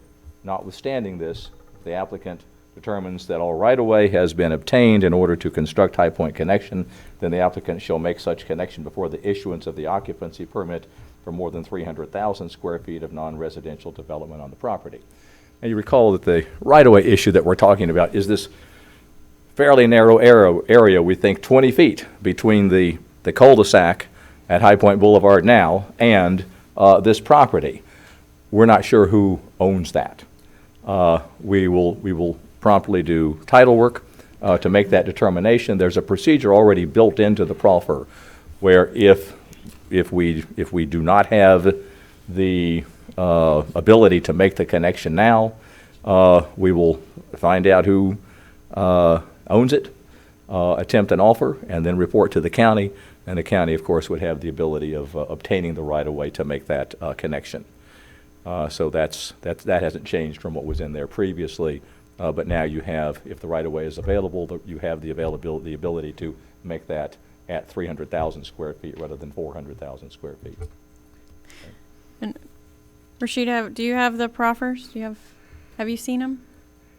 And the Only supervisor Mr. Zaraf says I has haven't seen had. them, Only Mr. Zaraf has seen them. Okay. but I'm happy to share them with the county attorney. And Mike, I have actually, Yeah. and I have substitute pages. I've clipped the two, folded the 2 pages with the changes so she can have a look at them.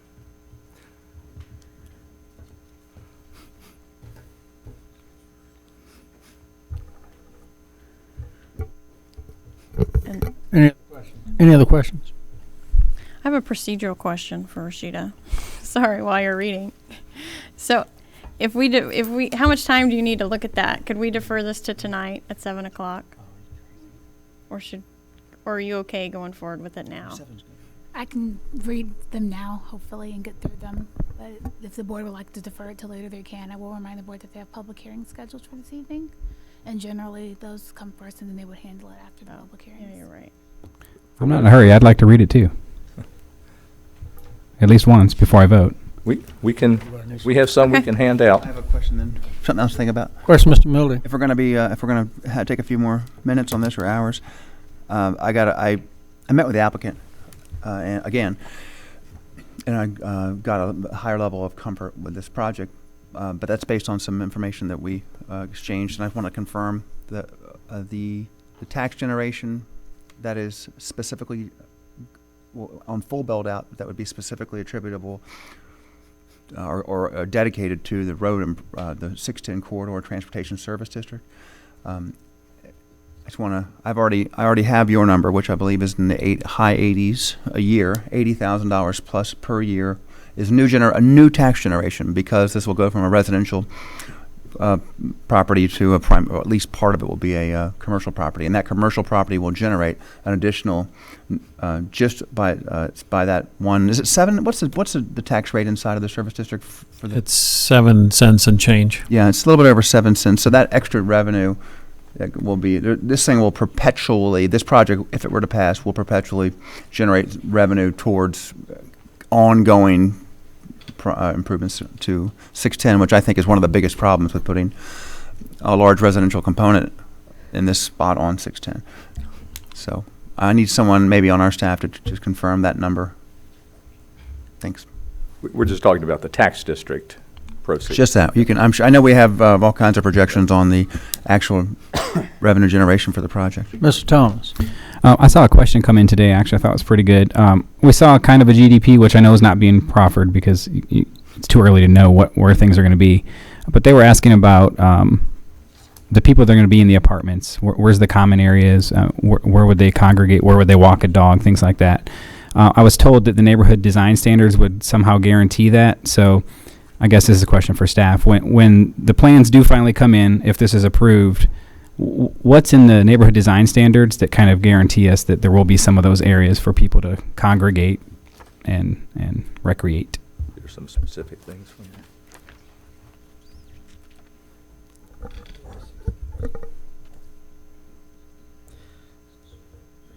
Yeah, within the neighborhood design standards, there's some statements that there would have to be outdoor features, including outdoor seating, flower beds, and other landscaping features to encourage informal gatherings, and bike racks near buildings. There's not specific, details on the GDP though, so I think that's another thing we'd want to look at and come back to when we come back and I'd want to look into that. Okay, I appreciate that. Thank you. Mr. Zuraf, if I could add something to that, Mr. Pence actually, when he talked about it, there's an RPA area on the property where he has 2 buildings, and the way he described it, and I don't know if you've described it to the whole board, but when you described kind of how you wanted to set it up, and people would look out at that RPA, that stream, and that would sit between the two of the residential. I thought that was actually a really neat component that he described. Yeah, the way it's shown on the GDP, if that does end up developing that way, then that definitely would be a positive green space between. It wouldn't necessarily be usable, but it would be, a good green space area. I was going to say, as a parent, I would hope it's unusable. Yes. Because when those waters rush up in a storm, I don't want my kids down there playing. Oh, I played in Stringville. Ms. Baumke? Yes, just kind of tagging along to what Mr. Thomas just asked. So what you just referenced in the neighborhood design standards doesn't seem very specific. So if I was going to be moving into this apartment complex and I had a little kid, where can I guarantee that I'm going to have a place to play with my child or my niece and nephew that might be coming over to visit? I'm not seeing it in what I'm reading. So how can I get comfortable with those amenities being on the property? Because whenever we do these kinds of projects, it always seems like there's a tot lot, there's this open space area, or there are other areas that are clearly identified for recreational uses. And so I'm not seeing it here. Can you help me? At this point, no. I can't say for certainty that it's necessarily something that would be included. So that I have to look at the details of the neighborhood design standards again and look at the plan, but I don't believe the plan shows it, and that level of specificity is not on there yet. So that gives the developer all the flexibility that they need, and they can basically make their own decisions. Potentially, I can't say that for certain, but I would want to look at the neighborhood design standards again and see if there's anything in there that might okay. require that. If you could have that information when we come back later this evening, I would appreciate it. Any other questions? Hearing none, bring it back to the board. Ms. Sellers. Mr. Chairman, I'd like to defer to this evening to give us an opportunity to read it. Okay, you'll have to make on Motion to both. defer. Yes, on both to this evening's meeting. I have a motion to defer item number 18 and item number 19 until the 7 o'clock session. Do I have a second? Second. Second by Ms. Bumke. Any discussion? Seeing none, cast your votes. Tally the vote. The motion passes 6-0 with one absent. Mr. County Administrator, we have to be at Aquia Town Center at 5:30. Yes, sir. Do we want to start closed session? I think we can cover a couple of items very quickly. Yes, sir. Okay, Mr. Thomas, would you mind taking us into closed session? Mr. Chair, I'd like to offer a resolution to authorize a closed meeting, whereas the board desires to hold a closed meeting for 1, consultation with legal counsel and briefings by staff members regarding the procedure for holding public hearings relative to quick take condemnations. 2, discussion of the award of a public contract involving the expenditure of public funds and discussion of the terms or scope of this contract, where discussions in open session would adversely affect the bargaining position or negotiating strategy of the board. And 3, consultation with legal counsel and briefings by staff members regarding the Mets versus Board of Supervisors of Stafford County litigation. Pursuant to Virginia Code 2.2-3711A7 and 829, this discussion may occur in a closed meeting. Do I have a second? Cast your votes. Tally the votes. Motion passes 6-0. We are in closed session.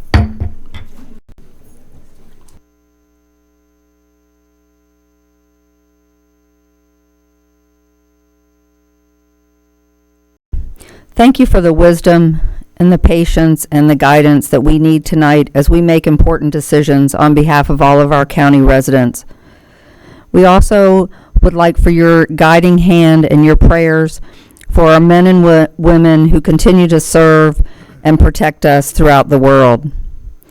Their efforts continue to be recognized every day and every minute. Please hold them close and please give them your guiding hand. In your name we pray. Amen. Pledge allegiance to the flag of the United States of America and to the republic for which it stands, one nation, under God, indivisible, with liberty and justice for all.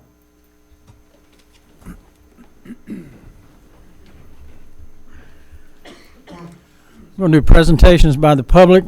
I would ask that when you come to the podium that you keep your marks to 3 minutes. You can speak on any subject unless it is a public hearing this evening. If it is public hearing, please wait till the public hearing time. When you come to the podium, give your name and address. Unless you're under the age of 18, give only your name. On the right side of the podium, you will see 3 lights. Green means go, yellow means you got about a minute left, and red means it's time to wrap it up. I do have 2 speaker cards. First one is Karen Bingham.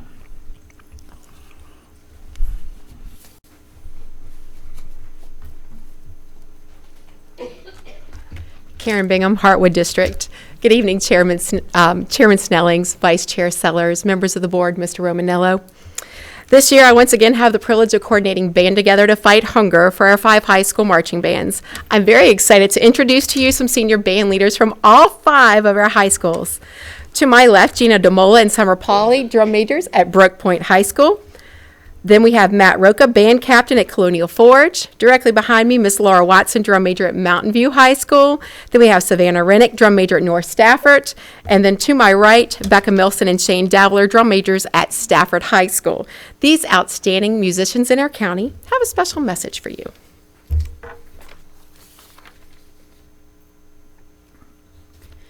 We are here tonight to cordially invite each of you to join us on Monday evening, November 9th at 7 p.m. at Mountain View High School for our 5th annual Band Together to Fight Hunger. If it should rain, this event will be held Monday, November 16th. As a service project to our community, all 5 of our high schools band together to fight hunger right here in Stafford. Last year, with the support of our Stafford community, we were able to provide 32,789 meals back to our surrounding communities. This year, our goal is to provide 34,000 meals for the hungry citizens in our area. Did you know that Virginia only has 7 food banks in the entire state? Our Fredericksburg Regional Food Bank serves Caroline, Fredericksburg, King George, Spotsylvania, Stafford, and Locust Grove. It's incredible that we were able to touch the lives of so many adults and children in all of these surrounding counties by giving back for just one night. By partnering with the Fredericksburg Regional Food Bank, we are able to reach 80 different partner agencies or food pantries. Do you know the difference between a food bank and a food pantry? Food banks are the storehouse for food and other products that go out to the community. Food pantries distribute food from the food bank to people in the community to prepare or eat in their own residences.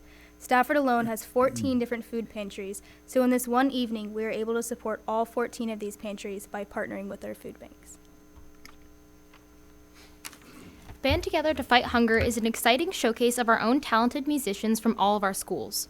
This is the only time during the year where in less than 2 hours you can have the opportunity to hear and see all 5 high school marching bands in concert. We are counting on you to be there to help us support the Fredericksburg Regional Food Bank, as well as show your commitment to our band programs. We know our friends would be thrilled to know you are there watching us all perform.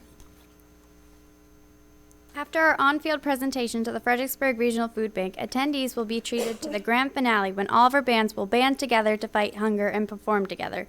Can you imagine 400 plus high school band students on the field playing together? Yes, it'll be great. Please don't forget to bring your non-perishable food donations for the Fredericksburg Regional Food Bank too. Thank you for your time this evening. We look forward to seeing you on Monday, November 9th at 7 p.m.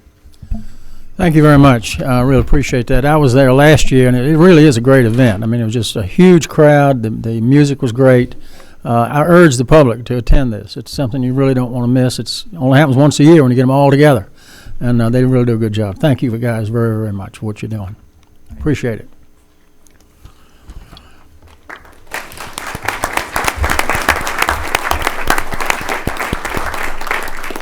I have one other speaker card, Mr. Chuck Feldbush.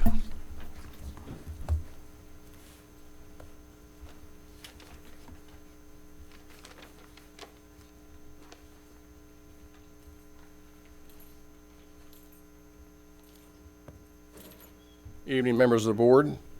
My name is Chuck Feldbush, Rock Hill District. As most of you are aware, whether you see it or not, we are the candidate for the office of sheriff here this year in Stafford County. In putting together tallying some numbers up, I was alarmed. I knew from my own numbers there was about 70 deputies who have left in the last 5 years. When I filed a FOIA, I was wrong. It's 74. Plus there's 32 dispatchers. That's 106 employees out of the 250 some that the department has. There's got to be a reason for it, but yet, I mean, I have an idea why the reason, and when I hear the reason, they're going to Prince William, Manassas City, Manassas Park, Fairfax, and DC. As we stand right now, there's 20 to 25 more that are leaving. They're in the process of leaving right this second. That would put us at roughly 100 law enforcement personnel. These are sworn personnel leaving the county's employment.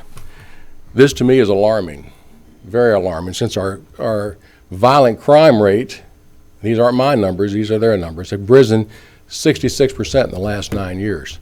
That's a staggering number. When I went back to check the budget for the last 7 years, from 2009 to 2015, it's roughly a $7 million increase. Where is the money? And these aren't my numbers either. Where is the money and where are the people? We're losing them left and right. We have 3 major crimes right now in this community which have occurred since March, one being the OK Corral shootout up at the Wings to Go on 610 on a Sunday afternoon at 3:30. We have the Princess Store jewelry robbery, or jewelry burglary, which is the most extensive burglary in this region in the last 2 decades. Upwards of $700,000, again, not my numbers, that's the owner's numbers, and property were taken. So we have a major problem there. No information yet. And finally, you have the case in Vista Woods where a family was robbed at gunpoint as they're taking their children up to their front door at about 10:15 one night recently. These are some very serious problems. If we don't have personnel here to operate or to keep us safe, that little term, keeping Stafford safe, is nothing but a little punchline. We need to find out what's going on. This is not necessarily for your information, but for the people behind me who are citizens here, as well as the ones that are home, wondering what's going on. I have no idea. I can't give you an idea. I just have the numbers, and I'm just making it known tonight. Thank you. Thank you, sir. That's all the speaker cards I have. Is anyone on my right-hand side that would like to address the board on any subject unless it's a public hearing this evening? Anyone at all? Seeing no one, anyone on my left-hand side like to address the board?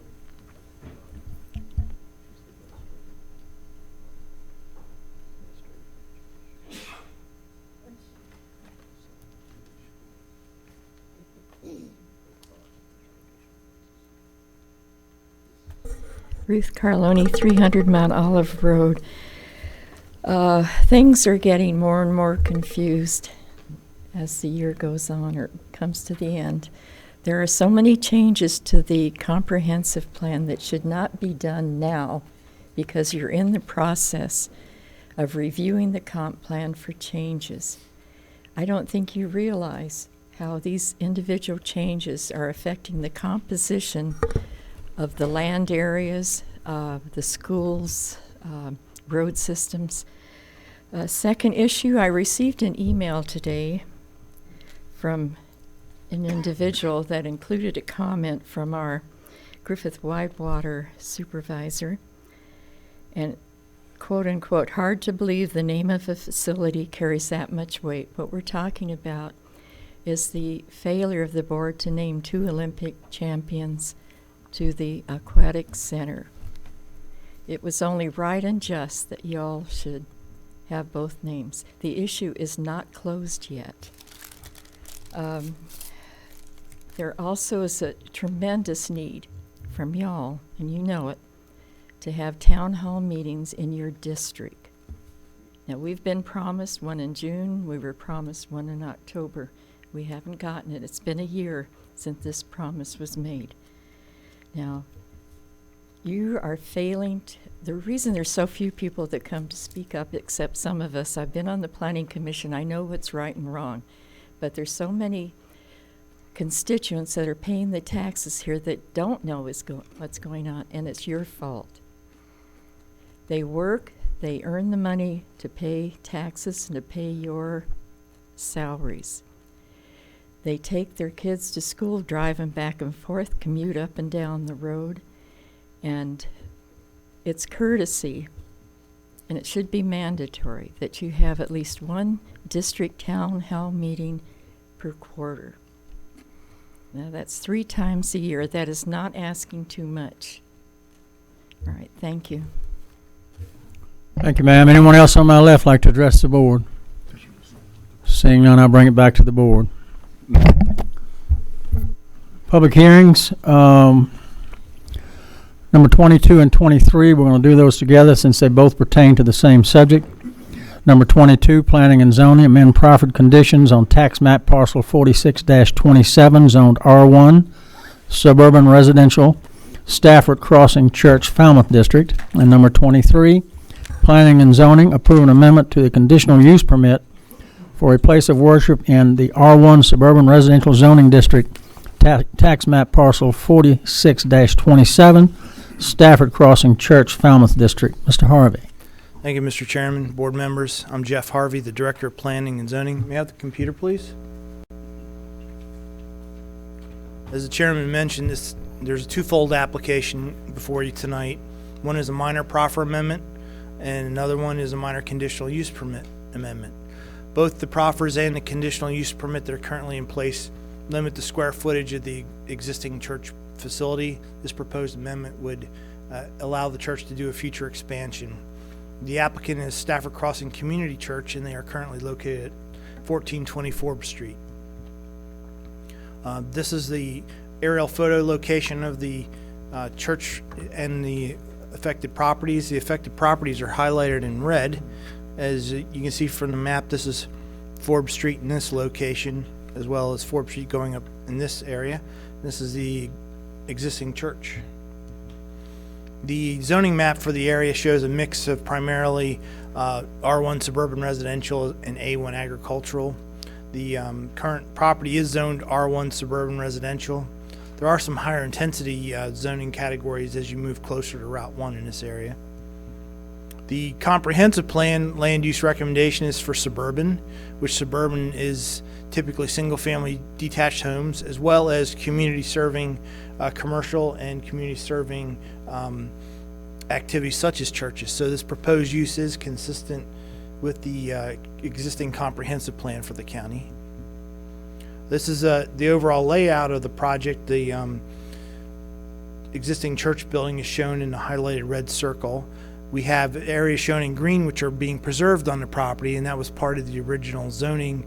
It was noted that there were a number of sensitive features on the property, specifically Civil War encampments, as well as a couple of cemeteries on the property. This is another aerial view of the facility. The red dot represents the location of the proposed expansion for the building. And this is another view of more specifically where the expansion would be. It's essentially on the back side of the building, so it will have minimal visual impacts to any of the nearby residences of the area. And this is again another view of how the footprint of the addition would fit in with the existing church building. The addition is a total of 7,100 square feet. It's a 2-story addition. And these are the proposed changes to the proffers, specifically correcting some modification to the parcels involved, since the parcels have been combined for tax billing purposes. Also, it would eliminate the requirement through the proffers that there be a cap on the square footage, but refer to consistency with a conditional use permit. This would prevent the church from having to come back for both a conditional use permit amendment and a proffer amendment in the near future if they chose to expand again beyond this proposed expansion. So there still would have a review by the county, but just a conditional use permit, not both applications. There's also a proffer change with regard to historic signage on the property. There are 4 signs that are proffered, one of which has been constructed in an area not specifically immediately where the historic resources are, but actually in a location that's better serves people visiting the property because it gives them direction to where these historic features might be located.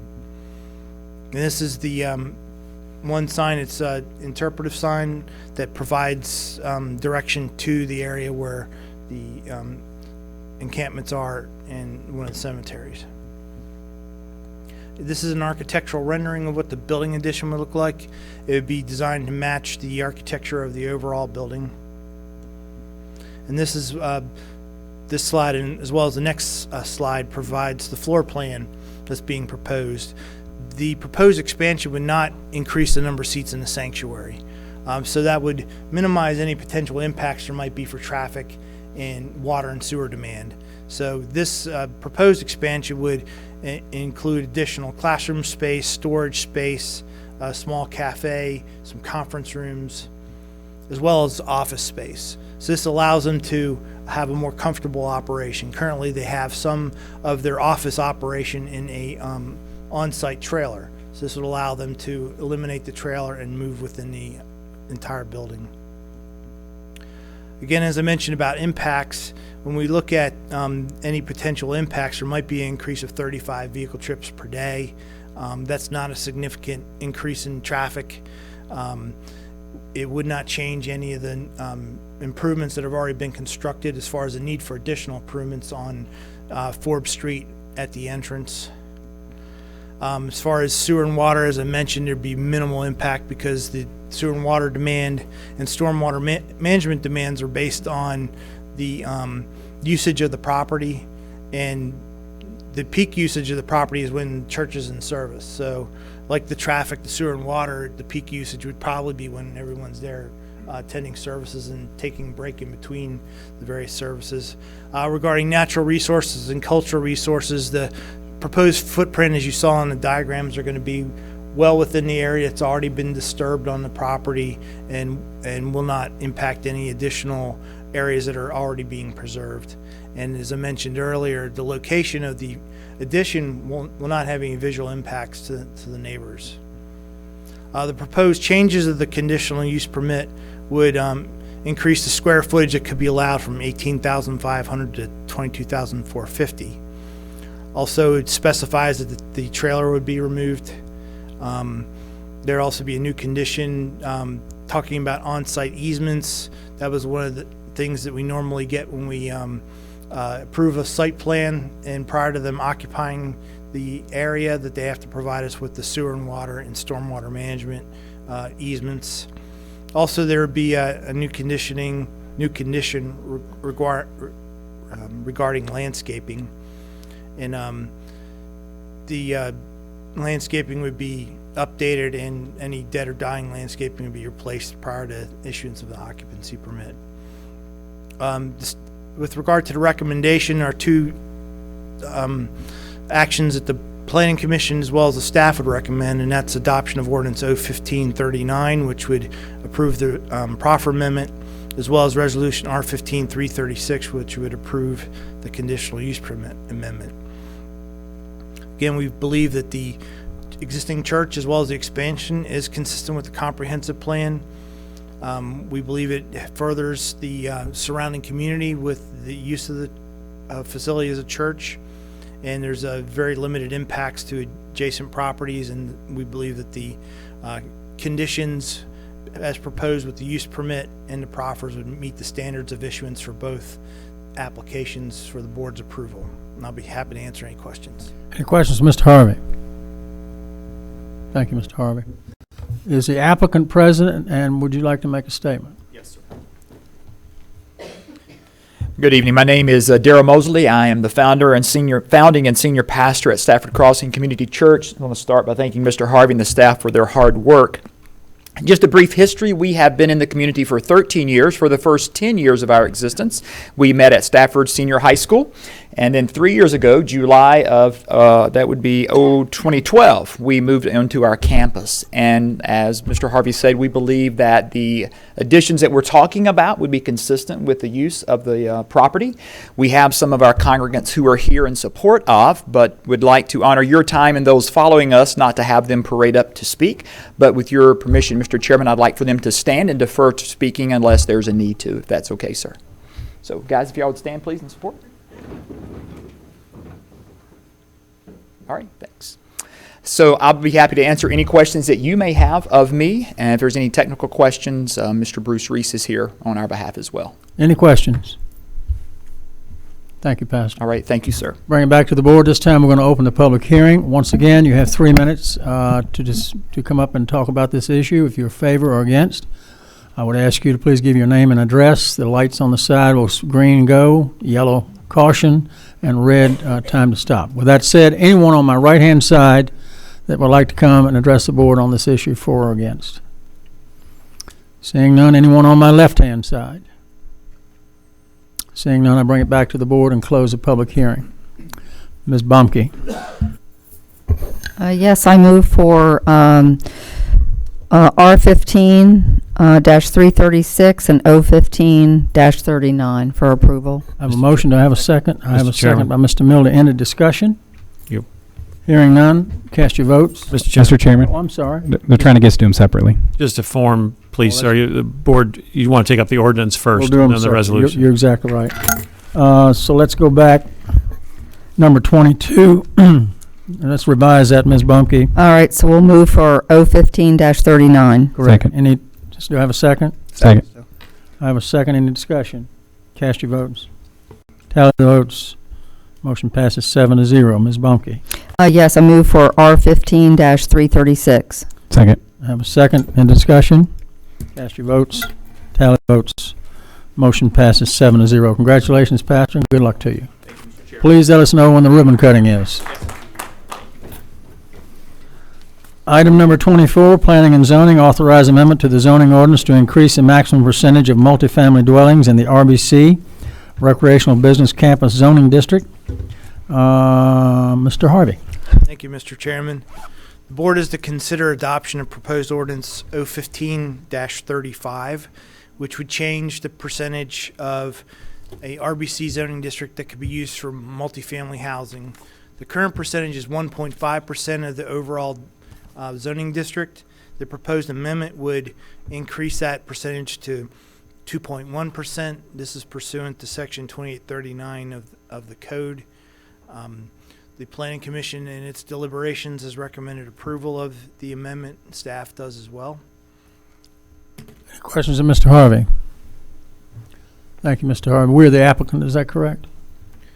Well, Mr. Chairman, this request was initiated by Silver Companies to accompany the public hearings that follow this one with regard to the Celebrate Virginia Apartments proposal. However, since this is an ordinance amendment, it essentially is a county proposal. Okay, The board can so take so action. the board is the applicant? Yes, sir. Okay, thank you. With that said, we don't need anyone else to come to the microphone. I'll open the public hearing. Please come forward, state your name and address. If anyone on my right would like to speak for or against, please step forward. Anyone on my left like to speak for or against? Hearing none, I'll bring it back to the board. As this is in the Hartwood District, I will make the motion for approval of ordinance 015-35. Second. I have a second. Is there any discussion? Seeing none, cast your votes. Tally the votes. And the motion passes 5-2. Item number 25. Planning and zoning amend proffered conditions to modify development conditions of a multifamily residential community on 24 acres zoned RBC recreational business campus zoning. Hartwood District, Mr. Harvey. Mr. Chairman, may I request that I combine the presentations for 25, 26, and 27? You're correct. I forgot that. Thank you for reminding me. 25, 26, Planning and Zoning, consider a reclassification request from M2 to RBC zoning district to allow multifamily residents. Hartwood District, number 27. Planning and Zoning, consider a conditional use permit to allow multifamily dwellings in the RBC recreational business campus zoning district. Now, Mr. Harvey. Thank you, Mr. Chairman. As the chairman read from the agenda, but giving a little bit more details, the request is to amend proffered conditions on 9.91 acres, which is parcel 44W2B, that's currently zoned RBC, to modify the development conditions for an approved apartment complex. The second issue to be considered is rezoning additional 14.73 acres on parcel 44W2A from M2 heavy industrial to RBC zone to allow for a further expansion of the area for apartments within the RBC zone. And the conditional use permit would tie the entire project into one and stipulate conditions for how the apartment complex could be developed. The applicant in this case is Chris Horning of Silver Companies.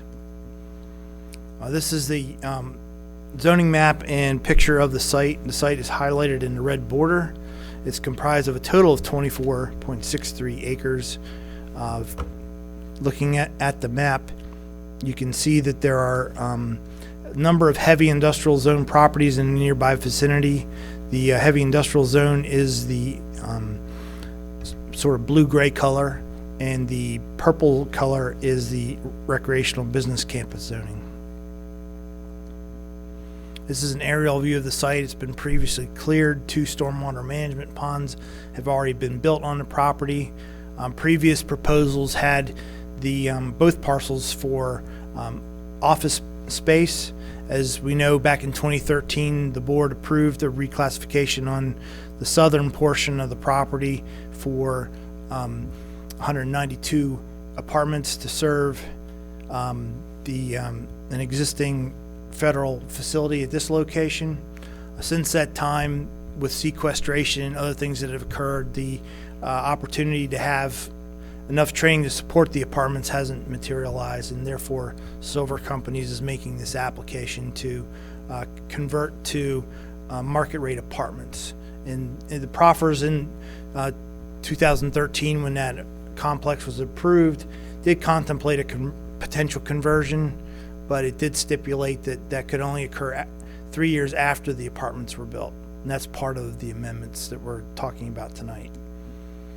This is the original general development plan for the apartments. And I can see from this diagram I had, never mind. And this is the overall combined layout.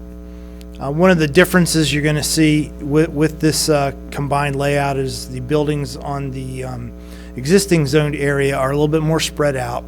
There are also some garage units being proposed with this project. So overall, there would be a reduction of 48 units on the existing zone property. However, the total project would have more overall units within the development.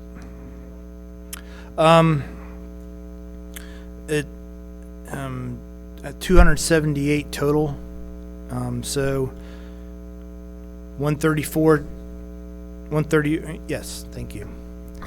The proffer amendment would have a number of changes. Proffer 1, again, as I mentioned, the current proffer says that the units could convert from law enforcement trainee housing after they've been built for 3 years if the market didn't dictate the continuing use of the trainee housing. As I mentioned, the need for the training housing really hasn't materialized due to overall market conditions.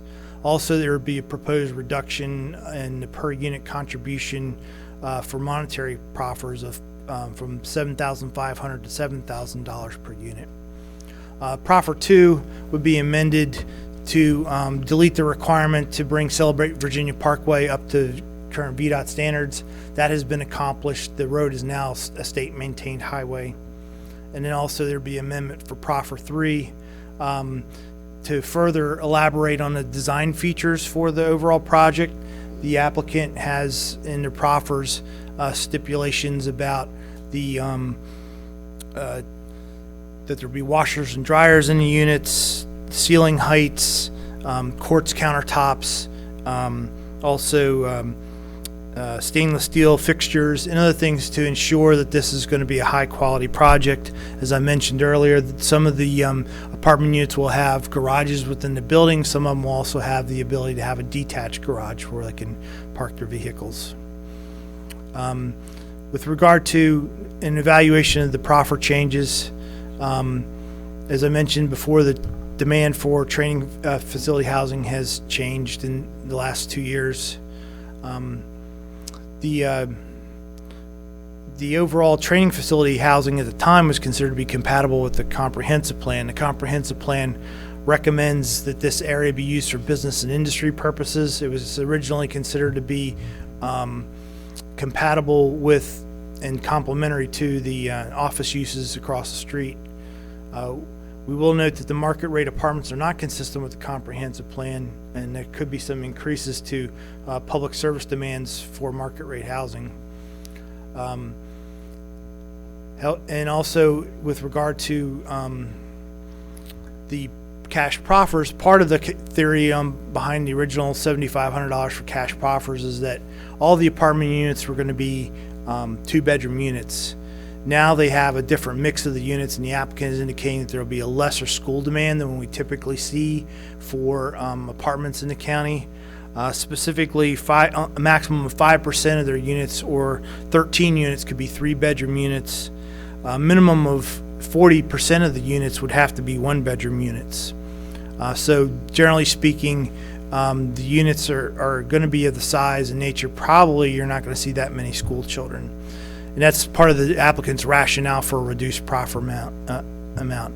Staff generally concurs with that concept. However, we haven't had a policy formalized by the county regarding number of bedrooms and with apartments and the need for services specifically. Ms. Sellers. Have they said how many bathrooms are going to be in these 2- and 3-bedroom units? Ms. Sellers, I don't recall any discussion about the number of bathroom facilities. Okay. That's a little important when you're looking for roommates. We'll ask the applicant when he comes up for his presentation. And Thank you. And the applicant also notes that in their opinion, the fiscal positive aspect of this project, since there would be higher end apartments, would help also offset the need for monetary proffers.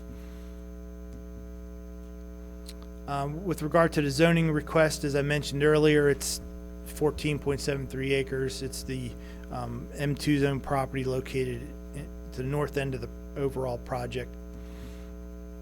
The proffer statement would track with the proffer amendment. The applicant would have this application would have minimal traffic impacts when you compare it to an office building, a 50,000 square foot office building. We would note that there might be some additional non-peak hour traffic, but it wouldn't be significant.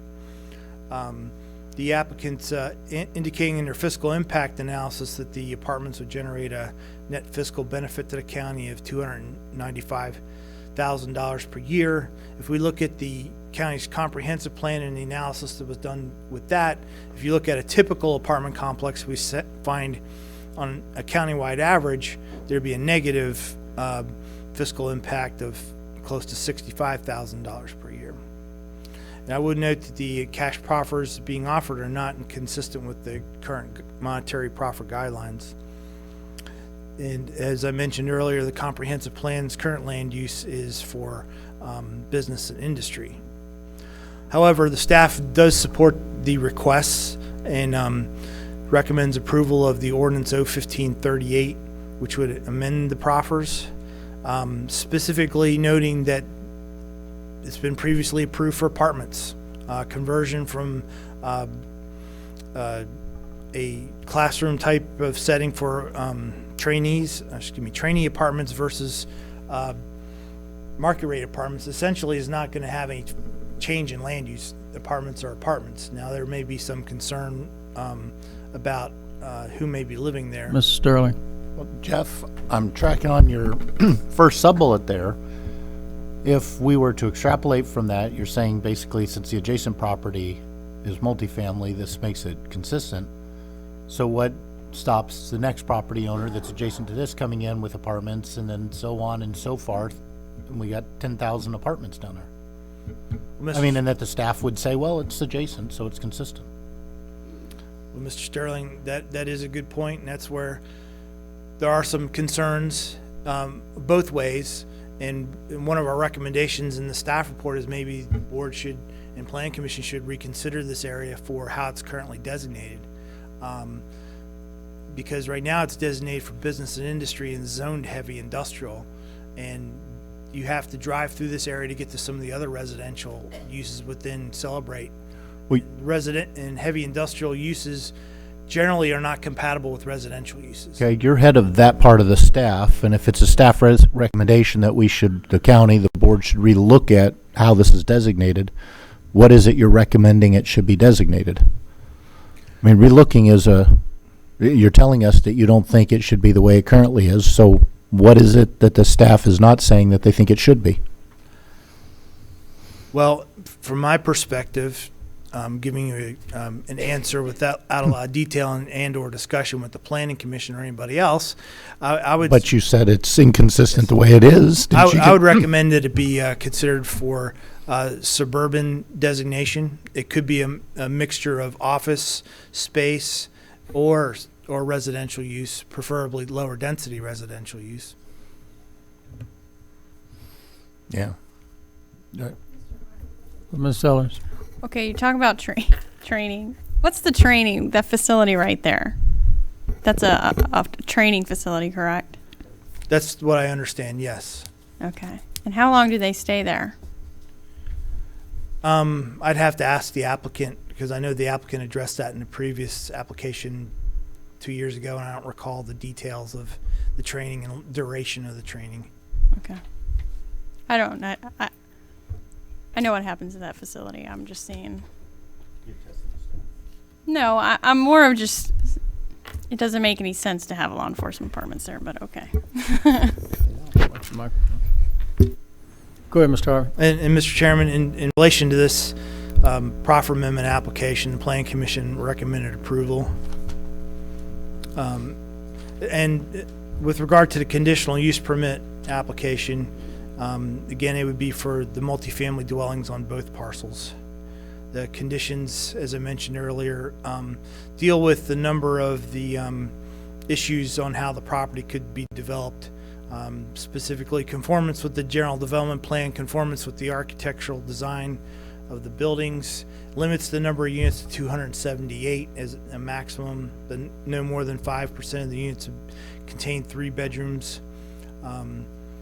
There is a condition about extending and connecting power to an existing light poles adjacent to the property along the sidewalk of Celebrate Virginia Parkway.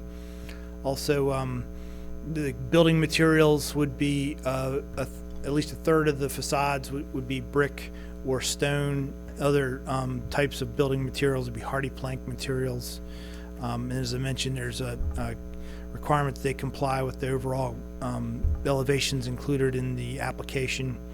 And then there are recreational amenities that are going to be provided, a 10,000 square foot community center, as well as a dog park and specific features that would have to be within those facilities. The conditions also talk about the screening standards for the trash receptacles and other appurtenances, that they be of high quality. There would be a bus and transit stop in the future, and a bus shelter if warranted, and Fred bus service becomes available to that property. Also, there's regulations regarding signage and fencing, bike racks, and handicap accessibilities, and a pedestrian crosswalk on Celebrate Virginia Parkway. And these are some of the elevations and diagrams that are included in the application and are referenced in the conditions. Stop. We always get the pretty pictures, and then the building looks different. So you're telling me that the picture, let's use both of them. Is that what I'm going to see if I go walk into this once it's developed? Am I going to see a pool that's laid out like that? Am I going to see these buildings? I think that's probably a more fair question for the applicant. Well, no, I mean, the applicant's going to sell his project. I want to know from the staff if that's what he believes the proffers require him to do. Of what he believes, okay. I mean, is this what's going to be required? Is this what, when they come in with plans, is this what Jeff's staff's going to say yes to? Or is it going to, if something lesser than this comes in, are they going to say no? And Mr. Sterling, give me a second while I pull up the exact wording of the condition.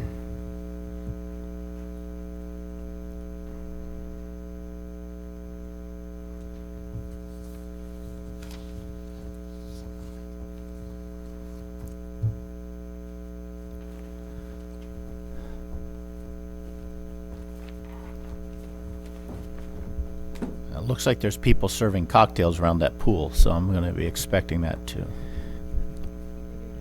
The condition talks about a resort pool, including the following features, as illustrated by Exhibit B. Pool deck shall include architectural cast stone paver system or similar composite material, shall not be black asphalt or stamped concrete. That's for the pool surface? Yeah. An outdoor entertainment area, including grills and refrigeration, covered by a pavilion.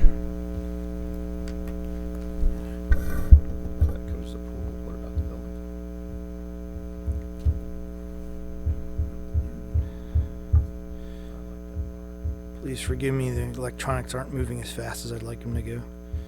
But, yeah.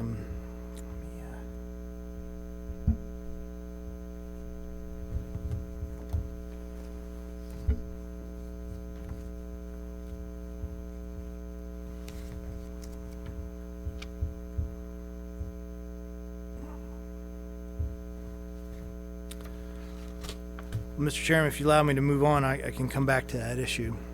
That'll be fine, Mr. Harvey. Thank you. With regard to the recommendation of the conditional use permit, we would support it subject to approval of the rezoning and proffer amendment, and the Plan Commission support it as well. And I'll be happy to answer more questions as we go along. The applicant's also here available to assist with that as well. Any other questions for Mr. Harvey, recognizing he's got to come back with Mr. Sterling's answer? Any other questions? Thank you, Mr. Harvey. And when you're ready with that answer, just give me the high sign. Yes, sir. Is the applicant here would like to address this? Come on up, Mr. Stewart.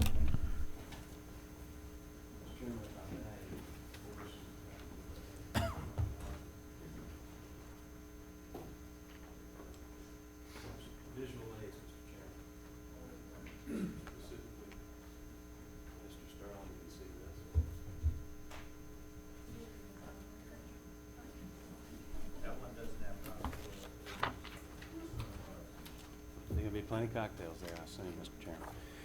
Chairman. Mr. Chairman, I'm Richard Stewart, and I represent the applicant. And Staff has done an excellent job. If you could pull that mic up just a little bit. Is that better? That's better, thank you. Mr. Chairman, I'm Richard Stewart, and I represent the applicant.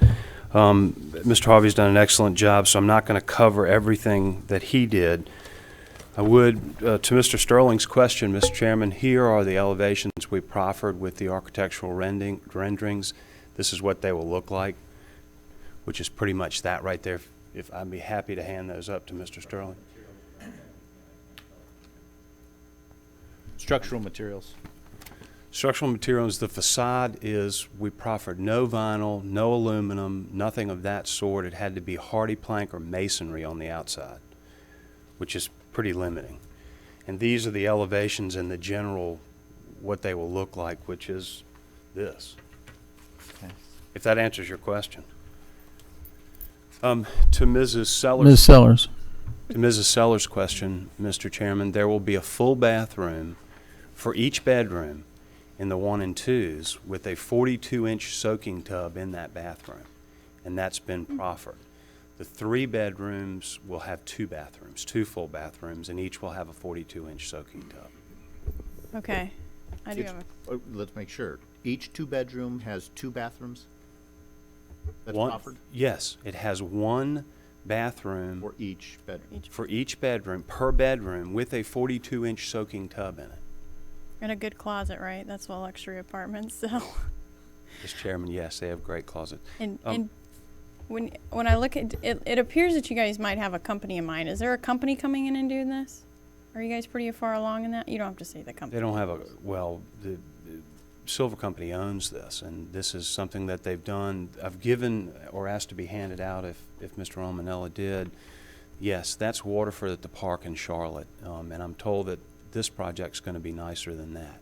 But that gives you some indication of what they do and the statistics on it. If they already have it constructed, why not actual pictures rather than artist renderings? Well, I think they gave the best they could to try to provide information. We've given you actual statistics, Mr. Chairman, on the project. Mr. Thomas, did you have a question? I thought you had your hand up. I'm sorry. Go ahead, Mr. Mr. Chairman, this is in what we would call luxury resort style living. If they could have built the units for the military, I can't say that, for the trainee housing, they would have built them. They were not able to secure that contract. We told you when we were here with that they would not be built unless they could secure that contract, and so they did not. That's what they intended to do.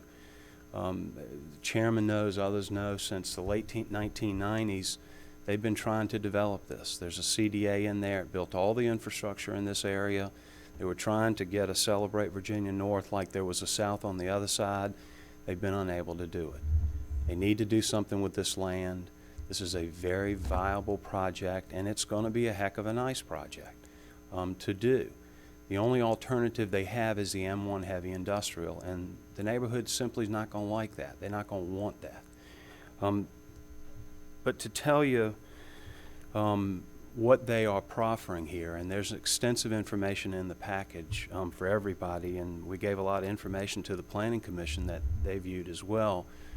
It also shows you we're targeting empty nesters and young professionals, and we do believe that there is a huge market demand for empty nesters and young professionals in this area, and there have been market studies done where they wouldn't be spending the kind of money they'll spend to build this if you approve it.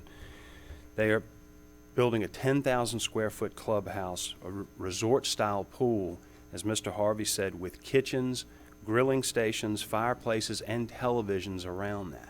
It's supposed to be just like a resort.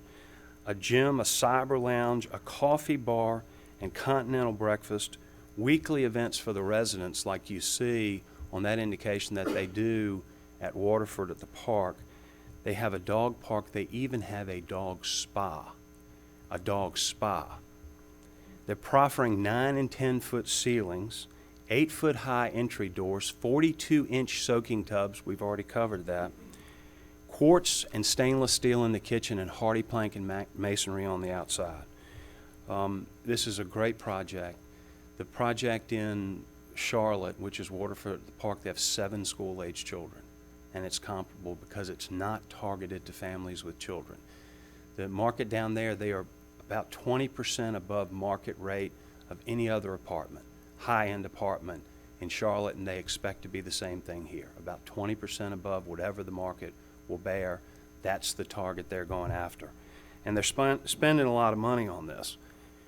I would also point out to the board, and I know Mr. Chairman knows this, as they've tried to develop this area and have not been very successful in it, the commercial over there has been struggling. There's a Giant, there are other stores over there, and there's just not enough people to support it.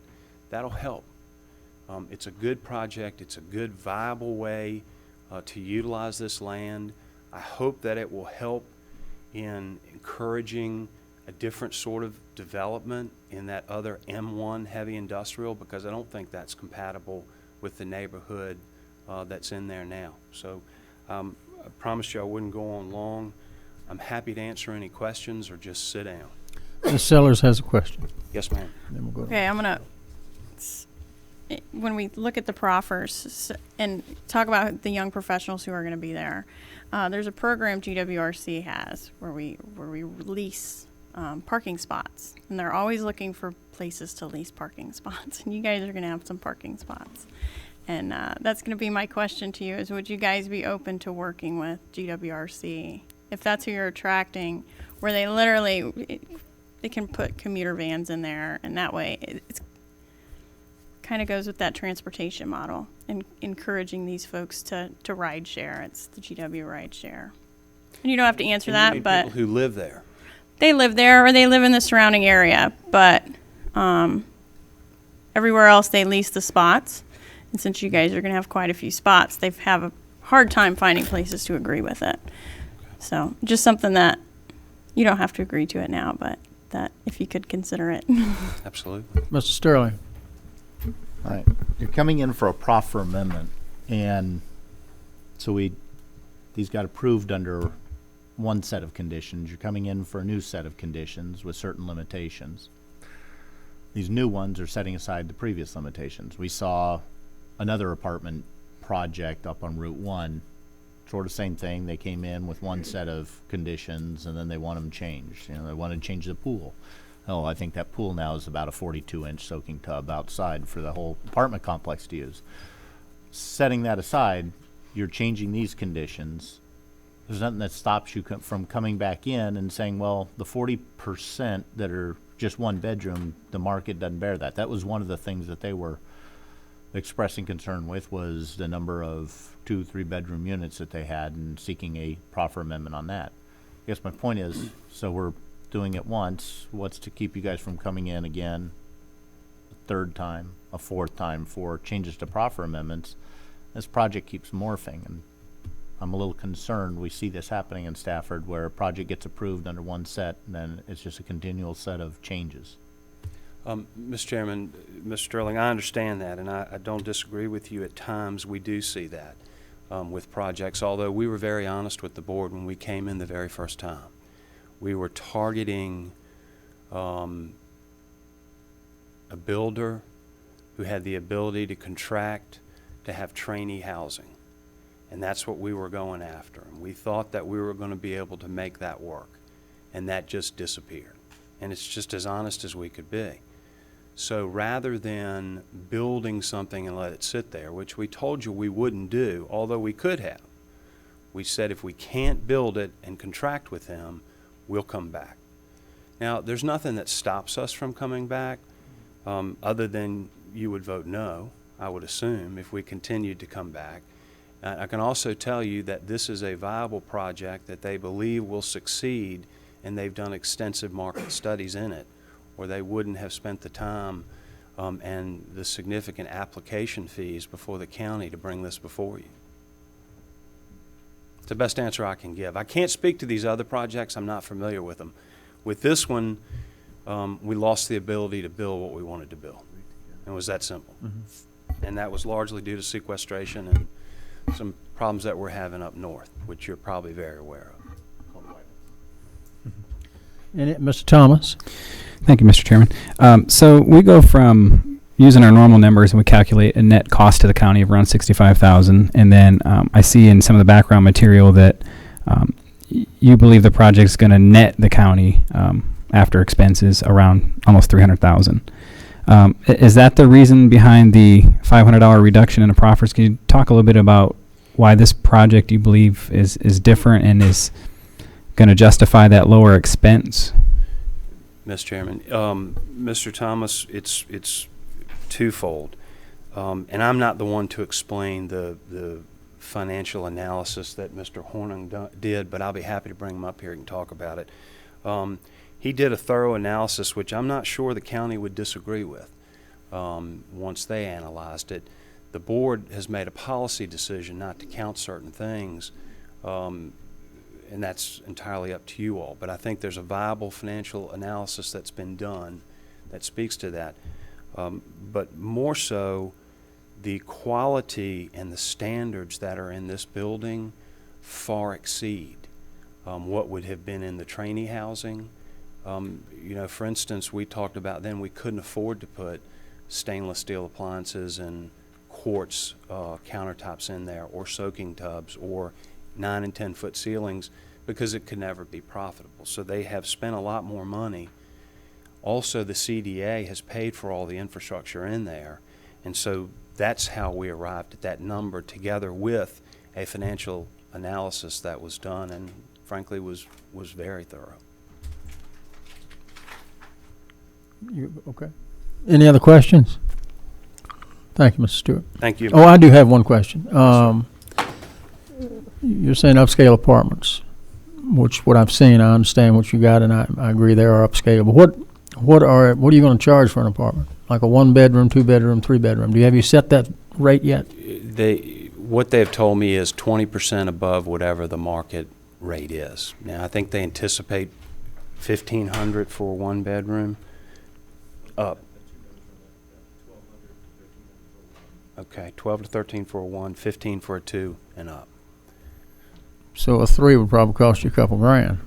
About $1,800, I would assume. I don't know. Okay, thank you. Yes, sir. Okay, Mr. Harvey.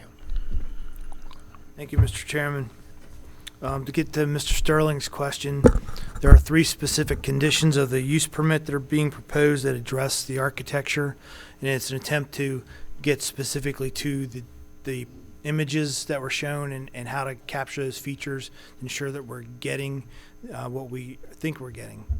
And in particular, condition 6 specifies that all building exteriors visible from Celebrate Virginia Parkway shall have a minimum of 30% brick or stone, excluding detached garages, accessory buildings, and the stone material shall be North stone or similar stacked stone appearing composite material. Also, condition 7 talks about the siding, and that it would be fiber cement or similar composite material such as hardy plank or market equivalent. Aluminum, vinyl, or tin siding material shall be prohibited.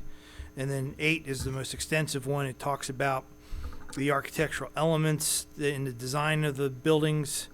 They have, as illustrated in the images that were included in the application, also specifically stating that they have to have varied roof planes, building corner features such as staggered roof plane towers, ornamental soffit brackets on the street-facing side, embellished gable roof lines on the street-facing side, craftsman-style details including molding, soffits, corner boards, rake boards, fixtures, balconies, step-out balconies, patios, and stoops.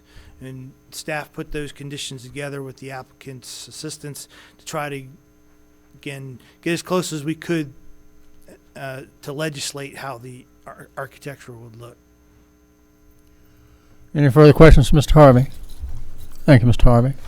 We'll now open up the public hearing. If you come forward, please remember to give your name and address, and you have 3 minutes to speak for or against the project. Anyone on my right-hand side like to come forward to speak for or against?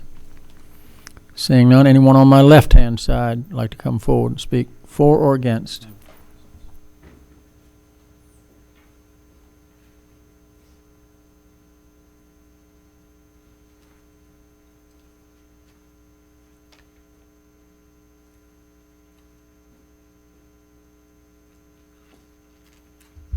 Ruth Carloni, 300 Mount Olive Road. I'm sick this evening, but I came here because I darn well am tired of seeing what's going on here with these changes.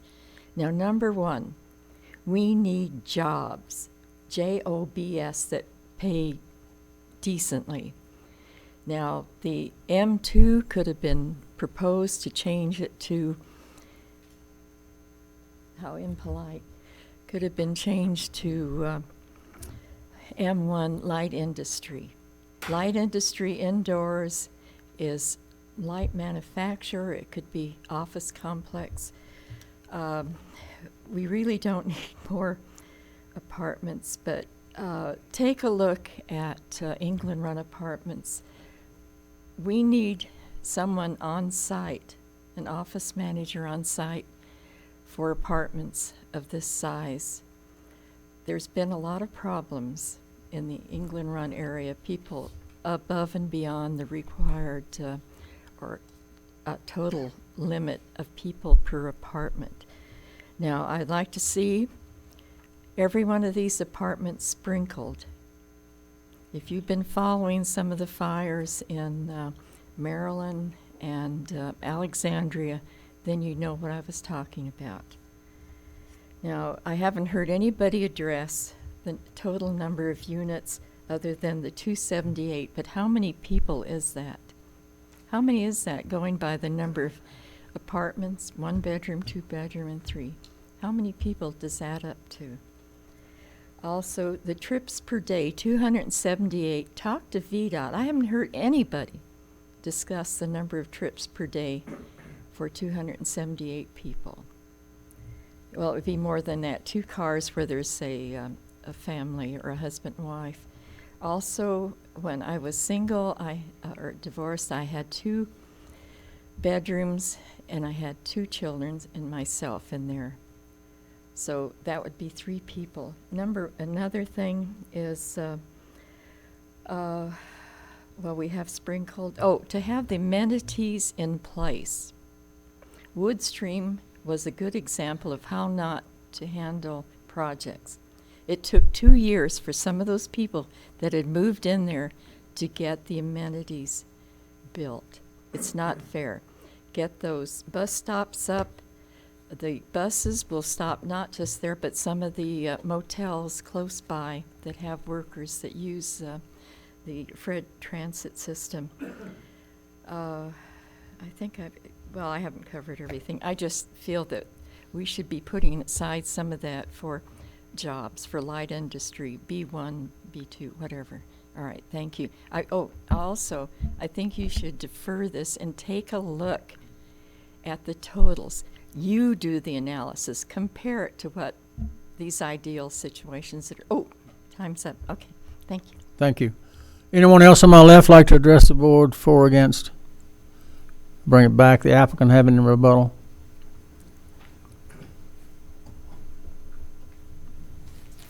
Mr. Chairman, just very briefly, if I may, to the speaker, there are multiple people on site, including a couple different managers and others.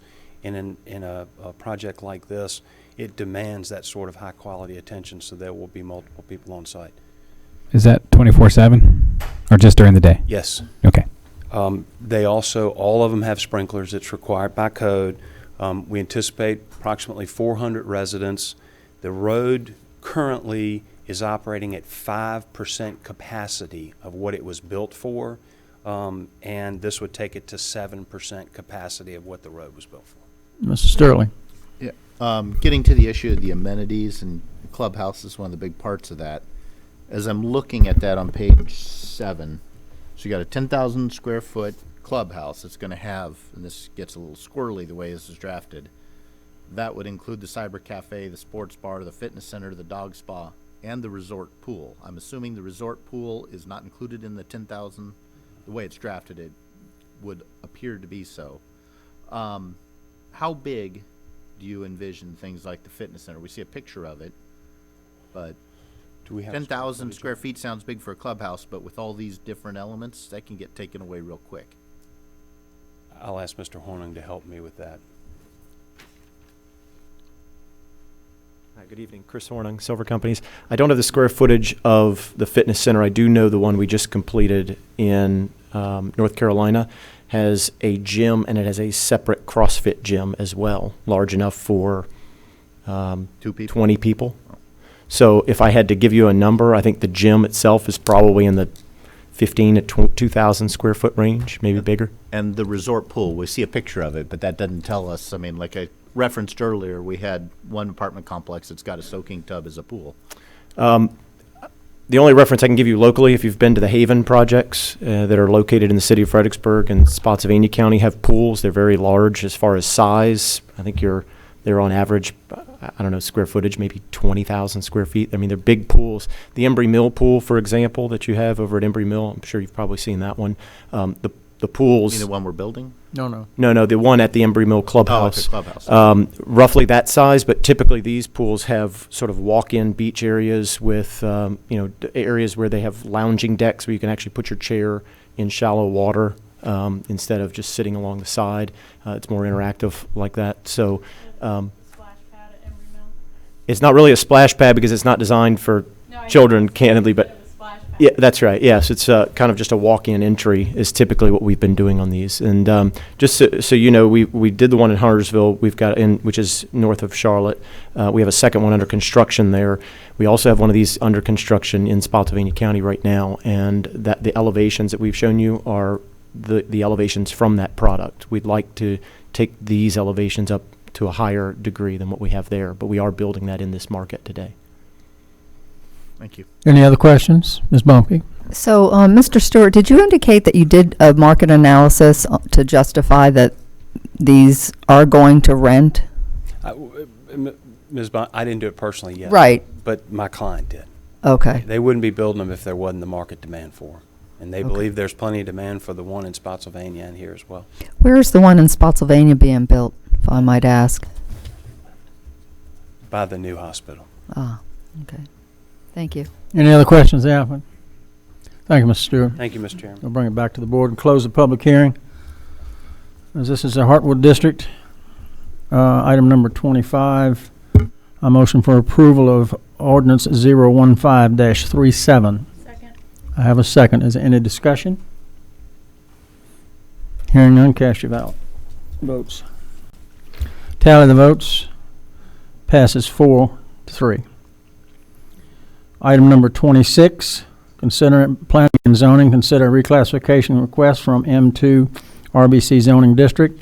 Proposed ordinance 15-38. I make a motion for that. Second? Second. I have a second. Any discussion? Cast your ballot. Tally the vote. Motion passes 4-3.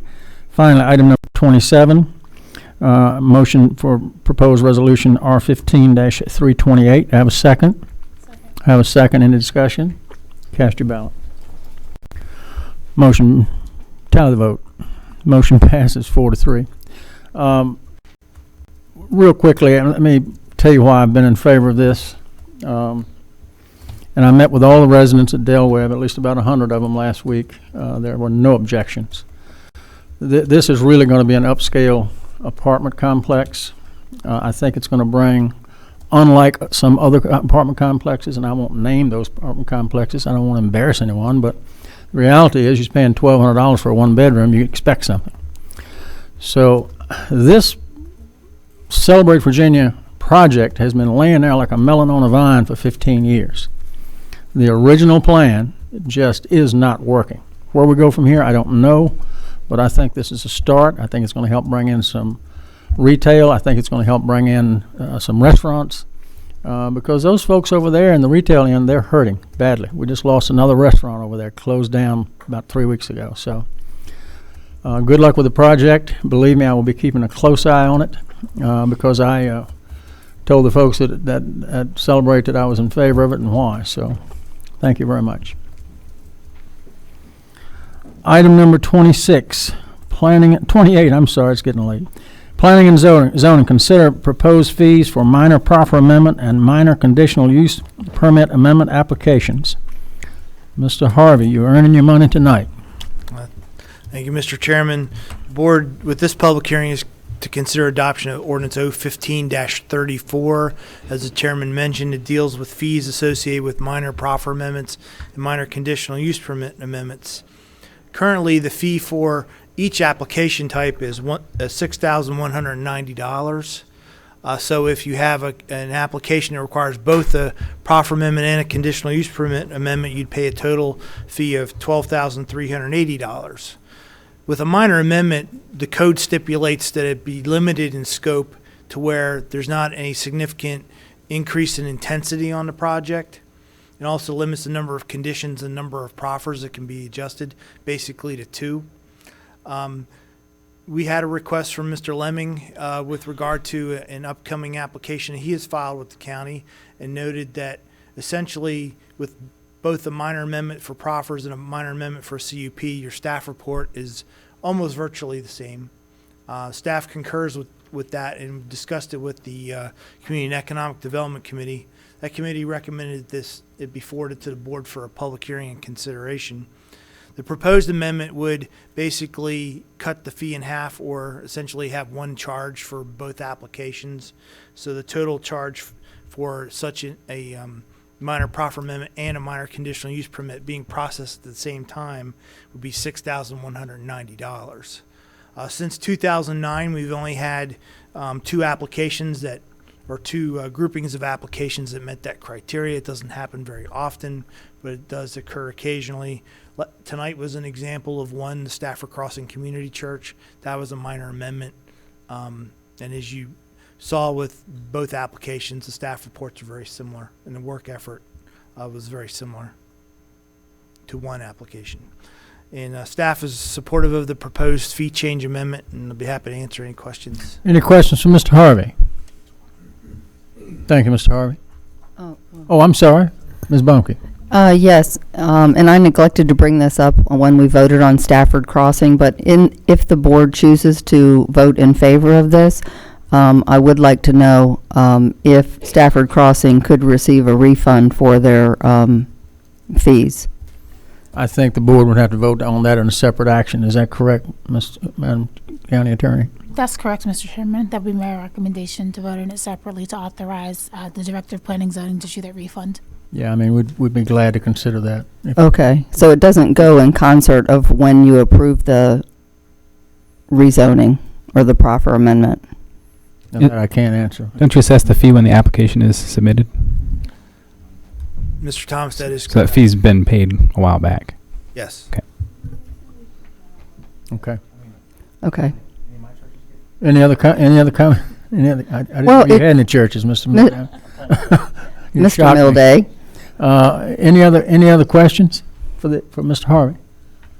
Thank you, Mr. Harvey. At this time, I open the public hearing. Anyone on my right-hand side like to speak for or against? Anyone on the left like to speak for or against? Seeing none, I'll bring it back to the board and close the public hearing. What's the pleasure of the board? Turn on your mic, please. Make motion to approve. I have a motion to approve. Do I have a second? Yes, sir. Second from Mr. Milday. Any discussion? Mr. Thomas. This is a series of reviews we did. We started back about 18 months ago, where there were some fees that there was just no common sense being applied to them, and staff has brought a lot of them forward as well. It's not sometimes just an attorney. We try wherever it's possible to make the fee match the effort required to do it, and this is one of those examples where we need to make the fee fair, and that's why I'm in support of this. Thank you. Anyone else? And I believe, Mr. Harvey, correct me if I'm wrong, state law says that the fee cannot exceed what it actually costs. Is that correct? I believe that's correct. Thank you. No other discussion? Cast your votes. Tally the votes. Motion passes 7-0. Item number 29, Public Works. Consider abandonment of prescriptive easement on Old Stavanger Road, Hartwood District. Mr. Chairman, Yes. going back to Ms. Baumke's point, was it the board's pleasure to address this issue with respect to the earlier action, the Stafford Crossing Church? Correct. I think we would put it on a future Right, that's the way I took it from the chairman, that it would be on for a future meeting. meeting. New business. Okay, that's certainly fine. I mean, one way to handle it would be and we needn't mention any specific application, but simply to say any that were in process. It's effective November 1st, but could be any that are currently in process. Okay, well, I don't have an issue with that, but I don't want to address it tonight because it's new business. I think the board needs, we're going to have some facts behind it. I mean, what are we talking about? How many applications? We can put it on the November board meeting. Okay. Okay. Okay, item number 29, Public Works consider abandonment of prescriptive easement on Old Stavanger Road. Mr. Rapp. Good evening, Mr. Chairman, members of the board. Christopher Rapp, Director of Public Works. Tonight we have a public hearing to consider abandonment of a portion of State Route 648, formerly Stavanger Road. Prior to 1969, VDOT relocated 0.09 miles of Stavanger Road to eliminate a dangerous curve and to improve safety. The road segment was located approximately 0.3 miles east of the intersection with Poplar Road. This resulted in a portion of State Route 648 and the associated prescriptive easement no longer being in service for public or private use. The relocation at the time did not include any action to abandon the prescriptive easement. Prescriptive easement is not deeded to the county. Recently, Augustine Land and Development, the owner of the property along and adjacent to the prescriptive easement, requested that the easement be officially abandoned and formally conveyed. Abandoning the prescriptive easement will allow a clear title on the property. It also vacating the easement will not increase the lot yield of the property they want to develop. When a formerly state-maintained road in use as a prescriptive easement is abandoned, the prescriptive easement automatically reverts back to the adjoining landowners in equal increments from the former center line. In this case, Augustine owns on both sides of the prescriptive easement. This is a map that was in your board packet. It shows from point B to point C along the red line on the portion that was abandoned prior to 1969. Most likely it was in the 1950s. I recently spoke with a resident along the road, but in any case it was decades ago abandoned, that portion in red, and relocated to the current location, which is 0.3 miles from the intersection with Poplar. The state has a process whereby the Commonwealth Transportation Board can formally convey abandoned prescriptive easement to an adjoining property owner. For this to occur, VDOT has requested the board to hold a public hearing and petition VDOT to officially abandon the prescriptive easement. VDOT would then provide recommendation to the CTB. The public hearing has been advertised, signs were posted on site, a notification letter was sent to the property owner, Augustine Homes. Augustine Homes is here tonight, and staff recommends approval of resolution R15334. Thank you, Mr. Rabb. Any questions? Seeing none, thank you very much. This time we'll open the public hearing. Anyone on my right wishing to address for or against the issue? Anyone on my left? Then bring it back to the board. This is, once again, in the Hartwood District. I make a motion for resolution 15-334. Second. I have a second. Any discussion? Cast your votes. Tally the vote. Motion passes 7-0. Item number 30. Utilities approve the vacation of existing sanitary sewer easement on tax map parcel in connection with the Claiborne Run Sewer Interceptor Replacement Project, Falmouth and George Washington districts. Mr. Smith. Good evening, Mr. Chairman, members of the board. Tonight, we're having a public hearing to consider vacation of parts of an easement that currently has sewer in it that runs along the CSX tracks. We'll be improving 3,000 feet of that sewer, and of course when we put in the new sewer it'll go next to it, so we're getting new easements and we'll be vacating the old ones. We have an agreement with CSX, and this public hearing is for the board to consider the vacation of those current easements as we get new easements. The Claiborne Run Sewer Interceptor is a large sewer gravity sewer that begins at Centerport and runs all the way down to South Stafford and eventually to the Cool Spring Road pump station. As I said, we're replacing 3,000 linear feet. We've been working on this project for several years to replace it. We've replaced a lot of that pipeline along the area. Right now, this one will replace from the Wawa behind Earl's True Value, that section of pipe. As I mentioned, in order to replace it, we'll be putting the sewer line adjacent to the existing one. Once it is in place, we will abandon the old one, and that easement will be vacated.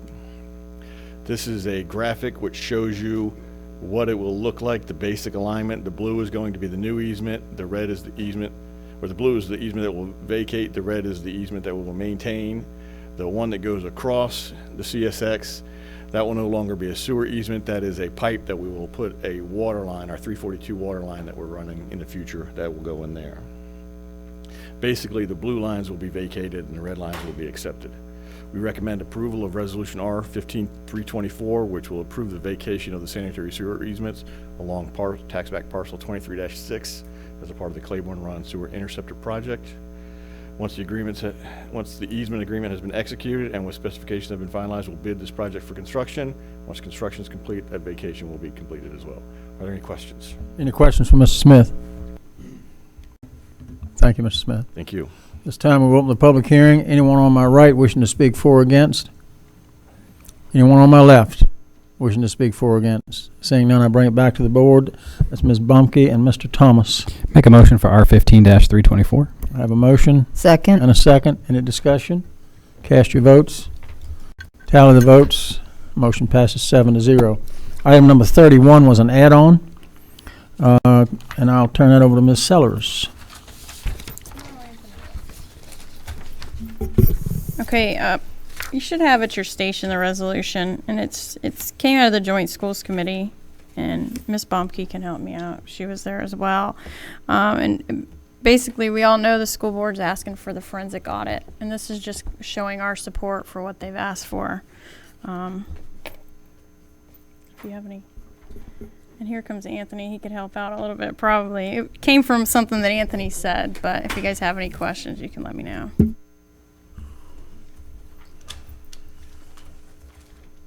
Is there any questions? Has everybody had time to read the resolution, Mr. Sterling?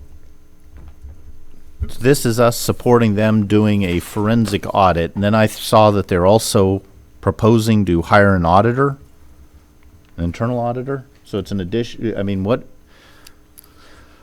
is the school board planning to do?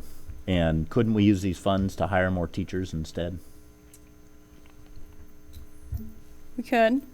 That's not our choice. This is what they've asked to spend the money on. I know, but their finance and budget committee needs to do their own job rather than just spending money that should go to teachers by outsourcing it. That's part of my concern is, we dig in to our budget.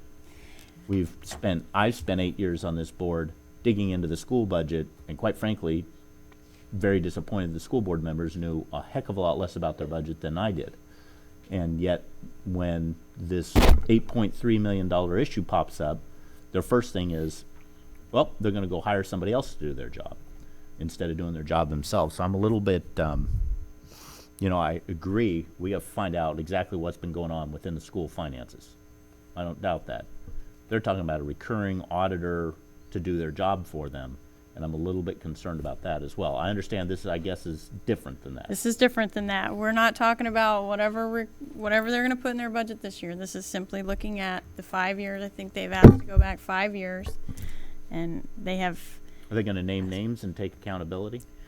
Well, I did ask him that. They do in industry. I did ask him that, and we had a hard discussion about it and said, I've been in the forensic community for about 10 years, and I said, are you guys ready to do, if that comes back, are you gonna have those hard conversations? And all too often the blind eye was turned. All right, thank you. Does this resolution commit us to funds? No. No. It's not. It explicitly says at the end, this is one-time money, and should it exceed $75,000, the recommendation is that we tell them to use additional one-time money out of the pot they found. Okay, thank you. Mr. Chairman? Yes, Mr. Romano. If I may clarify, because the superintendent pointed out at the Joint Schools Committee that they have identified expenditure savings in FY16, as well as additional revenue, because they had $211 more children than were budgeted. So that should be $1 million in change in additional revenue. There's some teachers' expenses to offset that a little bit. And so the intent of this is to say if they need more than 75, and I don't know why it would cost more than 75, frankly, but if they need more than 75, they have sufficient funds in their FY16 budget. And it is specifically, we can certainly change it, but it's specifically intended not to come out of the 8.3 million, as they had identified. It was a top priority, and they had identified funds in the current year. I like that even better. Mr. Cavalier. I just question the need to do this resolution at this point, because it basically says we support the school board's decision to have a forensic audit, but I believe that some of us on this board suggested the idea of a forensic audit to begin with. And, it was also this board that pointed out some of the issues that we've had in the past. So I don't know why we are even doing this. I mean, yes, I think the school board does need to do a forensic audit, and yes, they need to spend their own money doing this, but I don't see why we need to give them support to do this. It to me, it doesn't make a lot of sense. Well, and one of the things Bunky. that they brought up at the meeting, we said, if you do this forensic audit, are you ready for the repercussions? Because there are going to be things that come out in this audit because they have had silos of operating procedures.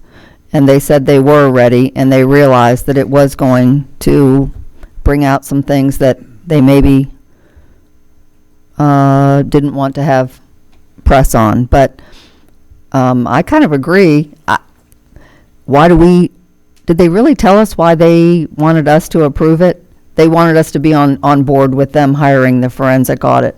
Well, it came up, and Anthony and I talked about it because it was addressed to us as, if we go over $75,000, are you guys going to pay the rest of the bill? And Anthony sent it no. back and said, we're not making this a political issue. We will support you in the forensic audit. That's where this resolution's coming from, is to say we're going to support the forensic audit, but you guys need to pay for it. And to kind of get in front of whatever political backlash could come. We don't want this to become the Board of Supervisors versus school board, is my understanding. But I don't think that I kind of agree with Mr. Cavalier. Why are we really, it's the school board's issue, it's their money, so why, we're not budgeting and appropriating money, so why would we have to be on the same page? Mr. Chairman, I'll support Mr. this Milden. because it's just a matter of, it's exactly what it says it is. It's a resolution supporting the school board's decision to have a forensic audit budgeted, audit completed concerning the blah, blah, blah. So why wouldn't we say yes to that? We asked, a couple of us suggested that in the beginning. God knows, by saying they might find something that is unappealing makes me even more excited about doing it. So let's go ahead and just support their decision to take a closer look at their money. Any other discussion? We're supporting their decision. Right. I would just add that this is in no way to be construed as us telling them what they need to do and getting in their business. This is just a motion of support saying, yes, we agree it's a good idea, and let's find out what you find out. Anything else? But with that, I'd like to make the motion to approve R15380. I have a motion to approve. Do I have a second? Second. Second, Mr. Mildy. Any further discussion? Cast your votes. Tally the votes. Motion passes 7-0. It's just dumb. We're going back to two items that were deferred this morning or this afternoon. Item number 18, Planning and Zoning. Consider a reclassification request from R1 Suburban Residential to PTND Planned Traditional Neighborhood Development, Stafford Village Center. Item number 19, Planning and Zoning. Consider a conditional use permit to allow fuel sales within the HC Highway Corridor Overlay Zoning District. Mr. Harvey. Well, thank you, Mr. Chairman. As you mentioned, these items were discussed earlier this afternoon. There was additional proffers that were distributed earlier this afternoon, and you have them at the dais, which highlights the proposed changes. The applicant has inserted those into the signed proffer statement that we have for the file record and has initialed the proposed changes as being acceptable to both representative from the church as well as representative from the development company. There were a couple of questions that the board asked staff to look into since the afternoon session. One was, what would the tax generation be for the 610 service district with this project? The applicant in their oral testimony estimated to be about $80,000 per year. Quick analysis from the staff is we believe that that is a fairly reasonable number based on 500,000 square feet of commercial retail space. Also with regard to other values of per square foot for retail space in the county. Yes, Mr. Mildy. Just to make sure that's clear, that's just the part of their tax that's more than what the rest of the county is paying. Everyone in Stafford County pays exactly the same tax on their real estate, except the 16 corridor commercial properties, and they pay an additional 7% or so that is fenced off and goes into constant improvements on Onville. I mean, on 610. Onville is one of our the projects we're working on now at the intersection of Onville. Correct? It's additional monies. That is correct. Okay. It's monies earmarked for road improvements. Mr. Chairman? Yes, Mr. Romano. May I clarify? I was wrong earlier, Mr. Millie. It's 8.7 cents is the 610. And that was the old one that I That's have in my head that these guys got rid of on 17. Isn't it 7? A question on the calculation of that. It says any such tax shall be based solely on non-residential buildings and not on any residential building. So what about the case where we have commercial on the bottom and residential on the top? Does that count or not? Mr. Thomas, that would be subject to the board adopting a new ordinance for the service district and specifying those parameters in the ordinance. And then the Commissioner of Revenue would have to figure out how to split the building for... As of right now, it would not count, right? As of now, this zoning category is not eligible to be in the service district. Right. We would have to figure that out. We do, but we wouldn't want to discourage that mixed-use component. But they would still, Jeff, would they still pay the transportation impact fee on all those units in there, On the right? apartment units, that is The correct. apartment units would still pay the transportation, okay. So they calculated a number. I guess it would be prudent to ask them, were they counting the mixed-use buildings or not in the number that they gave for the service district? Well, Mr. Thomas, the analysis that, quick analysis the staff did was based on the non-residential portion. So then we don't count the buildings that are mixed. We didn't count the residential part Portion of that building. Correct. Mr. Chairman, Yes. also, other questions that were had this afternoon, Mr. Thomas and Ms. Baumke had a similar question about recreational amenities. Were they stipulated in neighborhood design standards? The answer is no. Are the community amenities shown on any of the concept plans? The answer is no, and I understand the applicants and is here to speak to the recreational amenities that will be likely part of this development. So I'll defer to them for that specific issue. Any other questions for Mr. Harvey?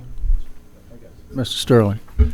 The architectural standards, we just had a long discussion on other apartments regarding the specific architectural features, standards that would be incorporated in those. How do they compare to what is being proposed here? They do have specific neighborhood design standards that deal with... How do they compare, yeah, I mean, if we're being told that those are upscale and this is going to set the standard in the region, does this follow that standard, or is this... Well, in the particular case of the prior application, they were specific conditions of a use permit that were being proposed rather than a proffer being offered voluntarily. The proffer that deals with design standards, I can read it to you. It says, in order to promote harmonious, compatible, and appealing overall development, the primary exterior material of buildings except for doors, windows, and ornamentation streetscape signage and landscaping shall be in accordance with neighborhood design standards. That just tells you neighborhood design, but the last one talked about masonry, it talked about hardy board, it talked about some what are considered upscale design standard for apartment facilities. The neighborhood design standards, does that allow vinyl? Oh, thank you. In the neighborhood design standards, they stipulate the materials be cast stone, coarse stone, tile stone, concrete tile, etc. I worry about the et cetera. Okay, let's make sure. Is vinyl allowed in this case? Is vinyl, aluminum, things of that nature? Or is this going to be masonry, brick, stone, hardy board? It says aluminum siding and vinyl siding shall be permitted on a limited scale as part of the decorative element of the building's overall Well, design. that can be the entire building. There it is. Or limited to 90% of the building? These come before you, so if they come in and they've got 90% of the building in vinyl, doesn't that comply with that? No, I would say that's not limited in scale. Also, it says... So what's limited in scale? 20%, 30%, 50%? You're the interpreter in this case. Again, it says limited scale as part of a decorative element of the building's Sure. overall design. So in my opinion, a decorative element would be something projecting from the facade. Will the county attorney back you up if the applicant were to file suit against the county saying that you were applying a standard that's not written in the code? I'm actually asking the county attorney by looking at you. You're going to back him up on that? Mr. Sterling, I believe generally that would probably be a proper interpretation as the first question. But we generally back our our zoning administrator. Oh, we get a lot of legal advice saying we're in trouble here or there over the years. So that's what I worry about. I believe each case would be looked at on a case-by-case basis, but we will look at the language and go for the plain meaning of the text if it's not provided in any other type of a definition. I think this is kind of reminds me of it leaves it a little open. Let's let Mr. Harvey finish, and then we'll move on from there. Mr. Chairman, those were the points I had to summarize from this afternoon. Again, the applicant is here to speak more on the proposed amenities for the overall development. Any other questions for Mr. Harvey? Thank you, Mr. Harvey. I guess the amenities we want to talk about with the applicant, Mr. Lemming.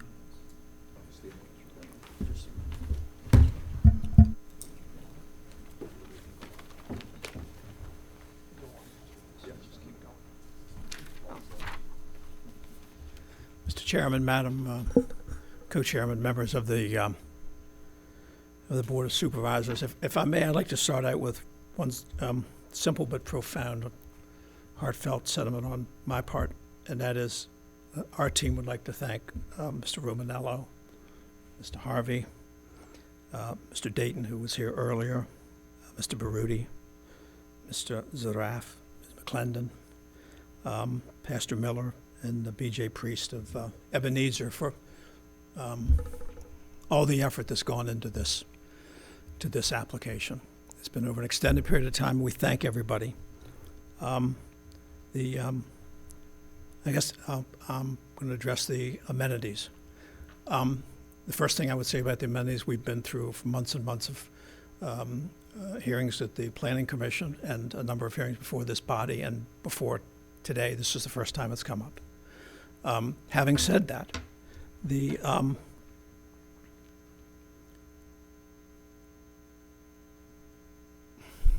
when we did Stafford Marketplace, it was an unzoned piece of property. There weren't any pretty pictures, to borrow a phrase from someone tonight. 3 pounds. I'm down 3 more pounds since you said I'm looking better. And I'm feeling better. There weren't any proffers. It was an unproffered site. We believe that it's not just what you do when people are looking, it's what you do when people aren't looking at you. That's the way I was brought up. That's the way my kids are brought up. That's the way our employees are. And we set about to design a project in the clear light of day without being forced to do it. And if you go down there and look at the restaurants and the brick enclosures, I should say brick enclosures in the back of the restaurants and the rear walls of the buildings. And by the way, if you go back into the residential behind the site and look back at the shopping center, you're hard pressed to see the shopping center from back there. Nobody told us what to do on the office building, the architecture. Nobody told us what to do on the landscaping. Yes, we had to get plans approved, but we did that without a proffered anything. With respect, so we submit, keep two pictures in your mind as I go forward for a couple minutes.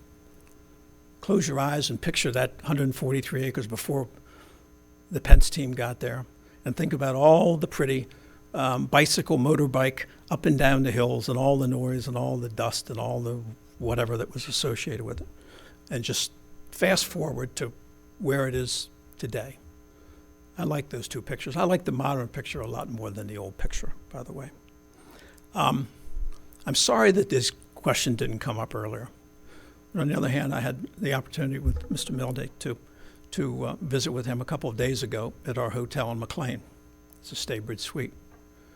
And it's a project that, when we started, got a 16-0 vote from the McLean Citizens Association support. That was unheard of. I think it maybe still is unheard of. I guess something else had got it.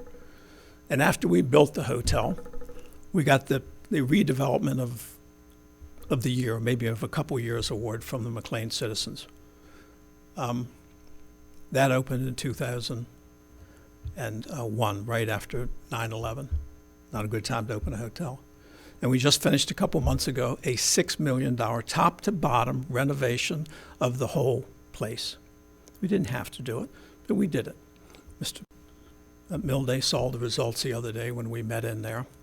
And as I said to him 3 weeks ago, Jeff Pence's younger son went to San Francisco to get the Remodel of the Year award from the Staybridge chain, which is a part of Intercontinental, 200 hotels. Nobody told us to do it. But I would hope Mr. Milday would recall when we stepped out back and we looked back at the pool area and the pavilions and the landscaping and the grills that we put out there to do things for our guests. And yes, we do serve cocktails around the pool, but it has to be an enclosed area under Virginia law, cocktails, beer and wine. That's the kind of things we do. Now, again, I'm sorry we didn't start out here. I could have answered these questions more, but the best proof is to go see what we've done. Vinyl. We had a question, I think Ms. Bailey at the Planning Commission who raised the issue. You're not going to put up vinyl and whatnot on the side of this building, are you? And we said, no, we don't intend to do it. Well, you're not, and she asked, if I recall correctly, well, you're not going to have any of it. And I said, no, I wouldn't say that, but there may be some decorative things that we would do around the windows or under a window, or that some tenant wants or requires. And so we agreed what we thought, and the Planning Commission, as you know, went 6-0 for that. We reached a compromise. I'm sorry. Well, everybody was happy with it. We're still happy with it. We're not going to build a vinyl whatever. We responded to the questions that were asked very forthrightly, and we worked out a compromise. With respect to walkways, pools, tot lots, and the like, we have a plan that is designed to locate major buildings. We also, a part of one of those plans, envision having a large health club. And we, in negotiations that are ongoing with the health club, we are structuring a package. I have no assurance that this part will come to fruition, but I certainly expect that it will. That when we make that deal, if we make that deal, then we will insist upon a package deal for all the residents of this, so people can go in and do the workout and do the fitness and do the swimming and do everything else. Now, if that doesn't come to pass, we have a number of building areas, and we have, I think, about 18 acres or so of the site in the rear that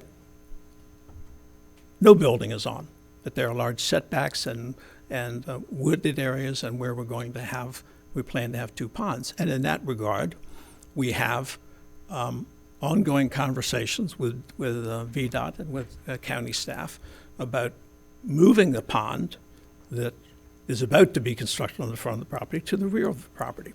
We have a number of alternative ways to handle that stormwater, which comes from the people across the street, not drained on site, but it's not generated on site, but which we nevertheless have to do something with after the county does something with the water from across the street.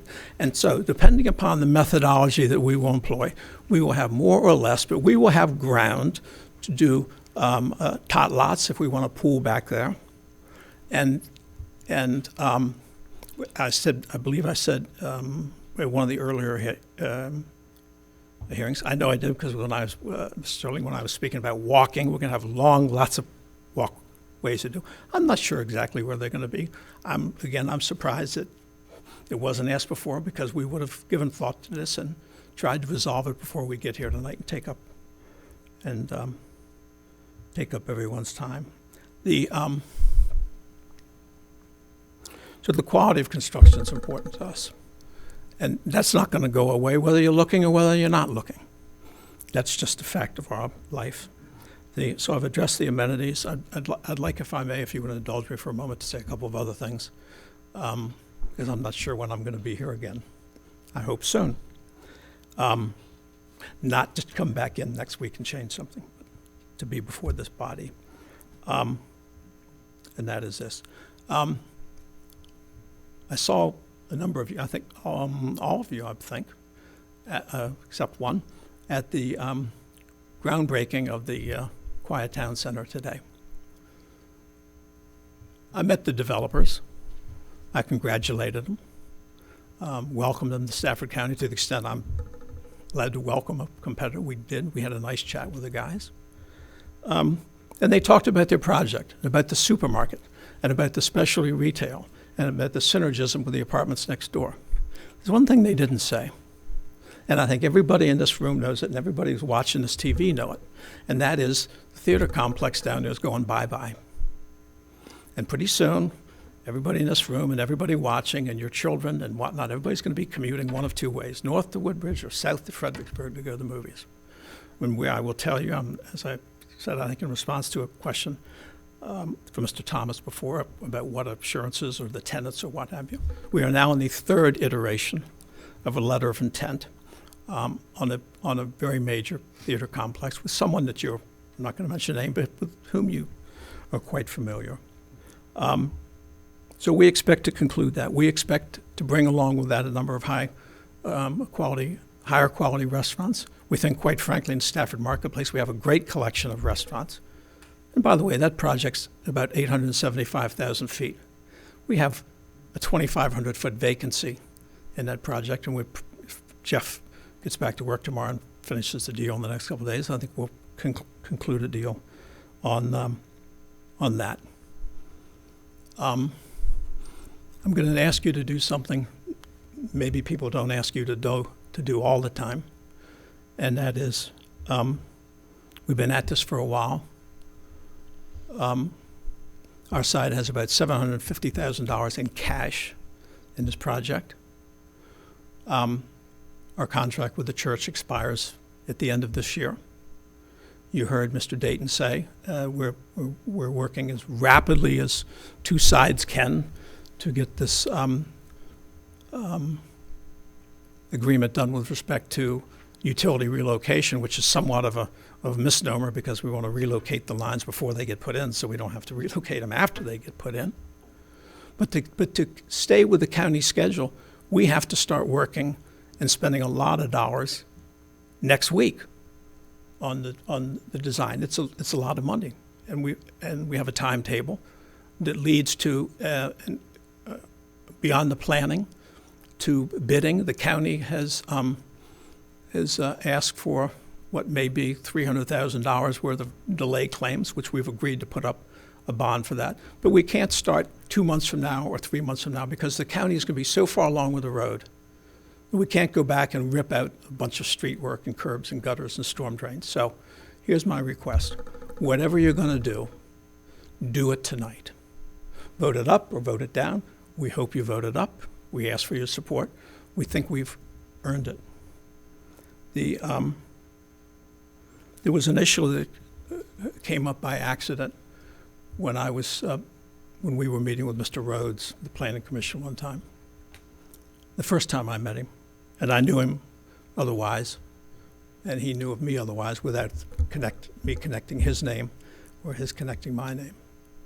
And that is, I cycled off last year of a 6-year term on the Kennedy Center Board. I was appointed by President Bush. And when I cycled off last year, there are 36 members of the board of the Kennedy Center. And we have a $100 million expansion going on that's about ready to go in the Kennedy Center. And David Rubenstein asked me to chair that committee, which, as you know, Mr. Snellings, and as you all know, to be a chairman, vice chairman, or in fact a member of the board, imports a lot of work. And David asked me to do this because, as he said, there's nobody else here that understands construction like you do, and it's $100 million of our money. I have a whole career working with the government, the contractors, and all the consultants and whatnot, and I do so willingly. But they've entrusted that project to me, and I hope and pray that you all, every single one of you, will entrust us with our own project here.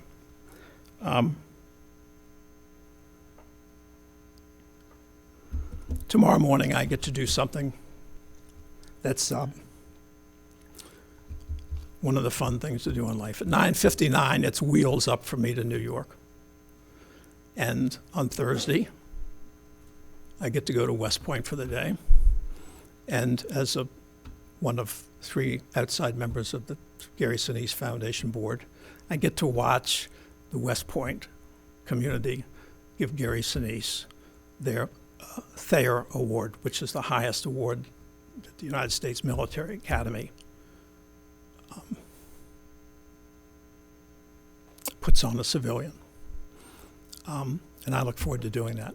But I hope in the ride home tonight, and I hope on the plane ride up there tomorrow, that I'm thinking about how we complete all the tasks for this project as best as we possibly can with our time and our money and our intellect, and to give you what you want, what we want. And so I leave you with a modified, bifurcated final thought. I think that this deal gives the county everything that it needs, 100% of what it needs. It gives us 100% of what we need. And I think it probably gives to the county and to us 70 or 80% of what each of us want above that. And in this world where people with disparate opinions don't agree a lot of the time about the 70 or 80% of the things that they can agree upon and get done, as opposed to being like this at loggerheads and not having anything get done. I'm of the former school, not of the latter school. And so I thank you for indulging me. And if you have any questions, I'd be very happy to answer them, please. Thank you, Mr. Pence. Mr. Sterling. This This project is very difficult for me. Unlike Mr. Mildy, who will vote for every apartment he ever comes across. Sorry, Paul. I'm pretty much very much opposed to building all these apartments or approving all the apartments that have been done over the past several years. I'm very concerned about it. Those cases where I do agree with them is when they're in a town center. You've got the sort of kernel of that here. But even then, it's with very specific standards. It's with very, there's got to be a high criteria. Took a leap with a quiet town center. There were certain things there that, despite however it turns out now, didn't go the way it was originally proposed, and it took years to get to where we even are. In the case of your project and what you're proposing, you heard the question I asked of Jeff. Give me an idea beyond just, okay, it'll be stone. We heard a lot more about architectural features, and that to me is critical because that is what people see, and that is the value of that area. It reflects upon the commercial buildings, it reflects upon the residential values, the value that you're going to get from rents, but it also means the offsetting costs versus revenues the county has to support this in terms of services. Give me an idea of what those standards will be from your view. We heard about a bathroom for every bedroom, and except for the 3 bedrooms in which there's just 2 bathrooms. We heard about all those other amenities. Give me an idea from your perspective. Well, I haven't thought about 42-inch soaking tubs, so. Me neither. But I guess that will be what it will be. A lot of stone, a lot of brick, mostly brick, a lot of stone, a lot of decorative concrete. And by the way, the new $100 million Kennedy Center is not marble and granite because that stuff cracks, so it's a very specialized concrete.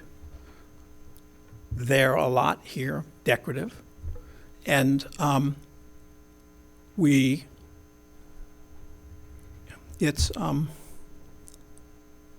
above the commercial, and I know I said before, I have an apartment in Georgetown and I have one on Reston, so I live in a place like this. And I want this place to be as similar to those types of projects as they can be, recognizing we're in Stafford County. We're not in one of those other 2 places. There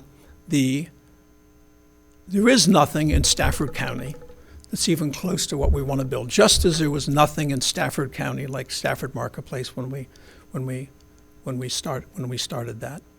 We will be introducing some other things which are not apparent, but a lot of underground spaces for the residential, and that's costly. The question, if I may jump back to something I believe to be of great concern to you and a number of other board members, it's my preference to build buildings that have commercial on the first floor and have all the residential above commercial. I explained last time, I think in response to a point raised by Mr. Thomas, in the real world of building things and making loans, if you have a commercial tenant that's ready to go and the apartments aren't ready to go, then you have a choice of not doing the commercial or waiting until everything gets done, and that's impossible. My preference, my strong preference, my way beyond the ne plus ultra of all preferences, is that the buildings would have commercial on the first floor and residential above that. And the question came up, it hasn't come up before I don't believe before the Board of Supervisors, but it came up before the Planning Commission, if I recall correctly. And that is, well, what about the large building that you have designed in the back? Are you going to have commercial? I said, no, I envision that, and actually this did come up one time because Mr. Milday raised this point, that I envision that may be the only one that is purely residential. My hope is, and this is what we will work towards and for, is that as we build all the commercial buildings, that we will use up the 453 housing units. And by the way, to you all, when the county provided the table, which is included in the proffers, it said apartments. In our mind, there are condominiums. There's senior retired housing, which is we think a really strong market for that. And I think that's going to take up, hopefully, about 100 of these units. And so I believe that the apartments are probably going to be 453 minus 100 divided by 2. So that's probably where we would be about apartments. Because in a project like this, with this Reston Town Center laws, you have a mix. You have a mix of apartments and condominiums and a senior, although I'm well past a senior now, emeritus, whatever. So I don't know exactly what that mix is going to be, but it's my desire to have housing, have housing above the commercial, or have commercial under all of the housing. I'd like to use up all 453 of the units in the front part of the site above the commercial and not have anything in the back. If we're successful in doing that, then we have more room in the back of vacant acreage to do even more things with. This is a project that is in flux, and depending upon who the tenants are and what the timing is, and as I said last time, not last time this afternoon, but the time before today, was when we make a commercial deal, we have to go with it. A tenant's not going to say, okay, we made a deal, now you can wait a year or 2 years before you can get financing for housing units.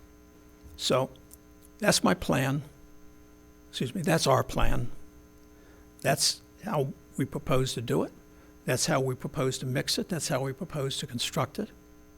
And that's the best answer I can give. It may not be the perfect answer, but that is our answer. And that's the answer that we derive from our experience and looking at the marketplace. And yes, we did do, and we talked about this at the Planning Commission, an exhaustive study. Please don't ask me what all the results were of every apartment complex in Stafford County. And this is not a snatch it out of the sky. We think we'd like to do this kind of thing. There's a lot of money here, and you heard, I'm sure you recall what I said before about how we did what we did down the street. And no white elephants coming on the Pence Group's property. Any other questions for Mr. Pence? Thank you, Mr. Pence. Thank you. Thank you all. Bring it back to board, Ms. Any other questions for staff? I guess my final question is to County Attorney. Are you satisfied with what was turned in this afternoon? Yes, Mr. Chairman, I am. What Mr. Leming represented at the podium is what's reflected in the proffers that have been put at the dais tonight. Thank you. Garrisonville District, Ms. Sellers. Mr. Chairman, I'd like to make the motion to approve, and correct me if this is not the right one, but 015-27. Is that correct? I have a motion to approve 015-27. Is there a second? Second. I have a second. Is there discussion? Mr. Chair. Mr. Sterling. As I stated before, I think everybody knows my reluctance on apartments. This one is challenging. In the end, I'm a bit old-fashioned, or maybe I'm really old-fashioned. Man's reputation and record and his word stands a lot. It's one of those cases where I'll lean in the direction of support for this project, for the commercial elements that are there, and his assurance that these are going to be quality residential units. I really hope that doesn't come back to bite me in the ass. You can always tell the short timers. Mr. Mildy. I just want to say that unlike Mr. Sterling, who misses almost half of his meetings, I have been here for all the presentations. Let's stick to the subject. Mr. Chairman, you let him take a shot at me, and I'm taking a shot back at him. And you just took a shot back, so the war's over. I have been here for every minute of discussion on this item, including the one today that you missed. And yet I know as much about it. Any other discussion, Ms. Yes. Sellers? Mr. Chairman, first I'd like to thank Mr. Pence. You have been very patient with the county. This has been a very long process, and it has been a while. One of the first meetings I did after getting elected was sit down with the church. So I've been meeting with the church on this for quite a while, sat through their own process, which is as excruciating as our process, and gone through every bit of this. There is a lot of support in the community for this. Folks are very excited. The surrounding neighborhoods are excited. And I am going to support this. I do think it's a good project, and I do thank you guys for your patience. Mr. Cavalier. I believe this project represents exactly what we need in Stafford County. It's a good mix of commercial and residential. I've been doing a lot of door-to-door campaigning here because it's that time of year for me. Oh, and people, they don't ask me. They tell me what they want, and they tell me they want specific restaurants, specific grocery stores, specific retail stores that we don't have here in Stafford. And I believe that this development will help us achieve the idea that we will get those now here in Stafford County, because we're this is not McLean or Georgetown, but I think this is going to be a good project for Stafford County, because and people also don't understand that the Board of Supervisors doesn't get to pick and choose what businesses come to Stafford County. And a lot of times we get the blame if the wrong ones come in that they don't like, or get the blame if the right ones don't come in. So, I like Mr. Sterling. I believe in Mr. Pence, and he did a nice job at the Stafford Marketplace, and I believe he'll do an even better job here with Stafford Village Center. Thank you. Mr. Thomas. Oh, I'm sorry. You want Ms. Baumke? I would just like to say I do appreciate your comments, Mr. Pence, tonight. You have a lot to say, and you're obviously very bright. You've done a lot, not just for your business, but for the Kennedy Center and other organizations that you're a part of. And, I've only been on the board for 2 years, but my hesitancy is I'm looking at some of the projects that have come back to us. One of them in my area, Leland Station. Then we just had a revote on the Aberley project, the FBI apartments that I actually just supported only because those are very high-end apartments, and I felt like that was a good area, even though it's not in the comprehensive plan. So I'm not going to support this, but I want the church to know that it's not because I'm against the church. I look at a project in its totality, and I am very supportive of any places of worship. So my vote against is not against the church, and I do feel that you'll probably come through with this project, but I just don't have, I'm just not there. So I just had to say that, but I do appreciate the work that you've done here in Stafford. Any other comments? Mr. Thomas. Thank you, Mr. Chairman. Mr. Pence, I see you took my advice and did all the talking, and I do think maybe by what I just heard, you probably just won the project for yourself. So there's an awful lot that goes with your reputation. But for some of us, similar to what Meg said, as you've heard from the very beginning, I like to see a lot of specificity in these things because sequestration around the corner, new elections up north, the market could fall out on us again. I mean, and I really do think that's really what happened at a Quiet Town Center. I don't think the person who came in there and the attorney sitting there, I don't think they had bad intentions at all. I think things outside of their control, and it can happen to any of us. I'm a small business owner myself, and sometimes I'm looking down and all of a sudden I'm sitting and there's only 6 people in my office. There's just those things that are out of control, and if the worst case was to happen, for me, I'm not quite there with the specificity of the project. I believe every word you say, and I hope to be proven wrong. I hope maybe in 2 years, 3 years, we're sitting at a ribbon cutting, and maybe I regret my vote. But for me, I'm just not quite there. Any other comments? Mr. Pence, I'm going to agree with Mr. Sterling. I know there's not a lot of specificity, whatever that word is used. It's late.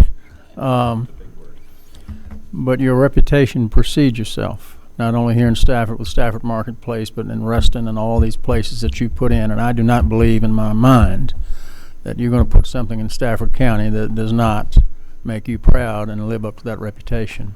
So I'm going to support your project. With that said, let's cast our votes. Tally the votes. Motion carries 5-2. Congratulations, Mr. Pence. We look forward to the ribbon cutting.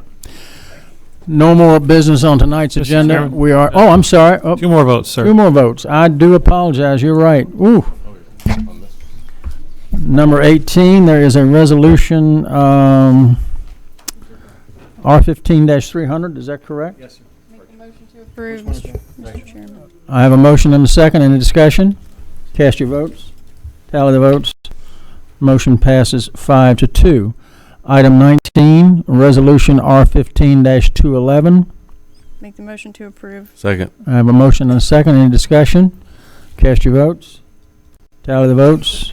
Motion passes 5-2. Congratulations, Mr. Pence.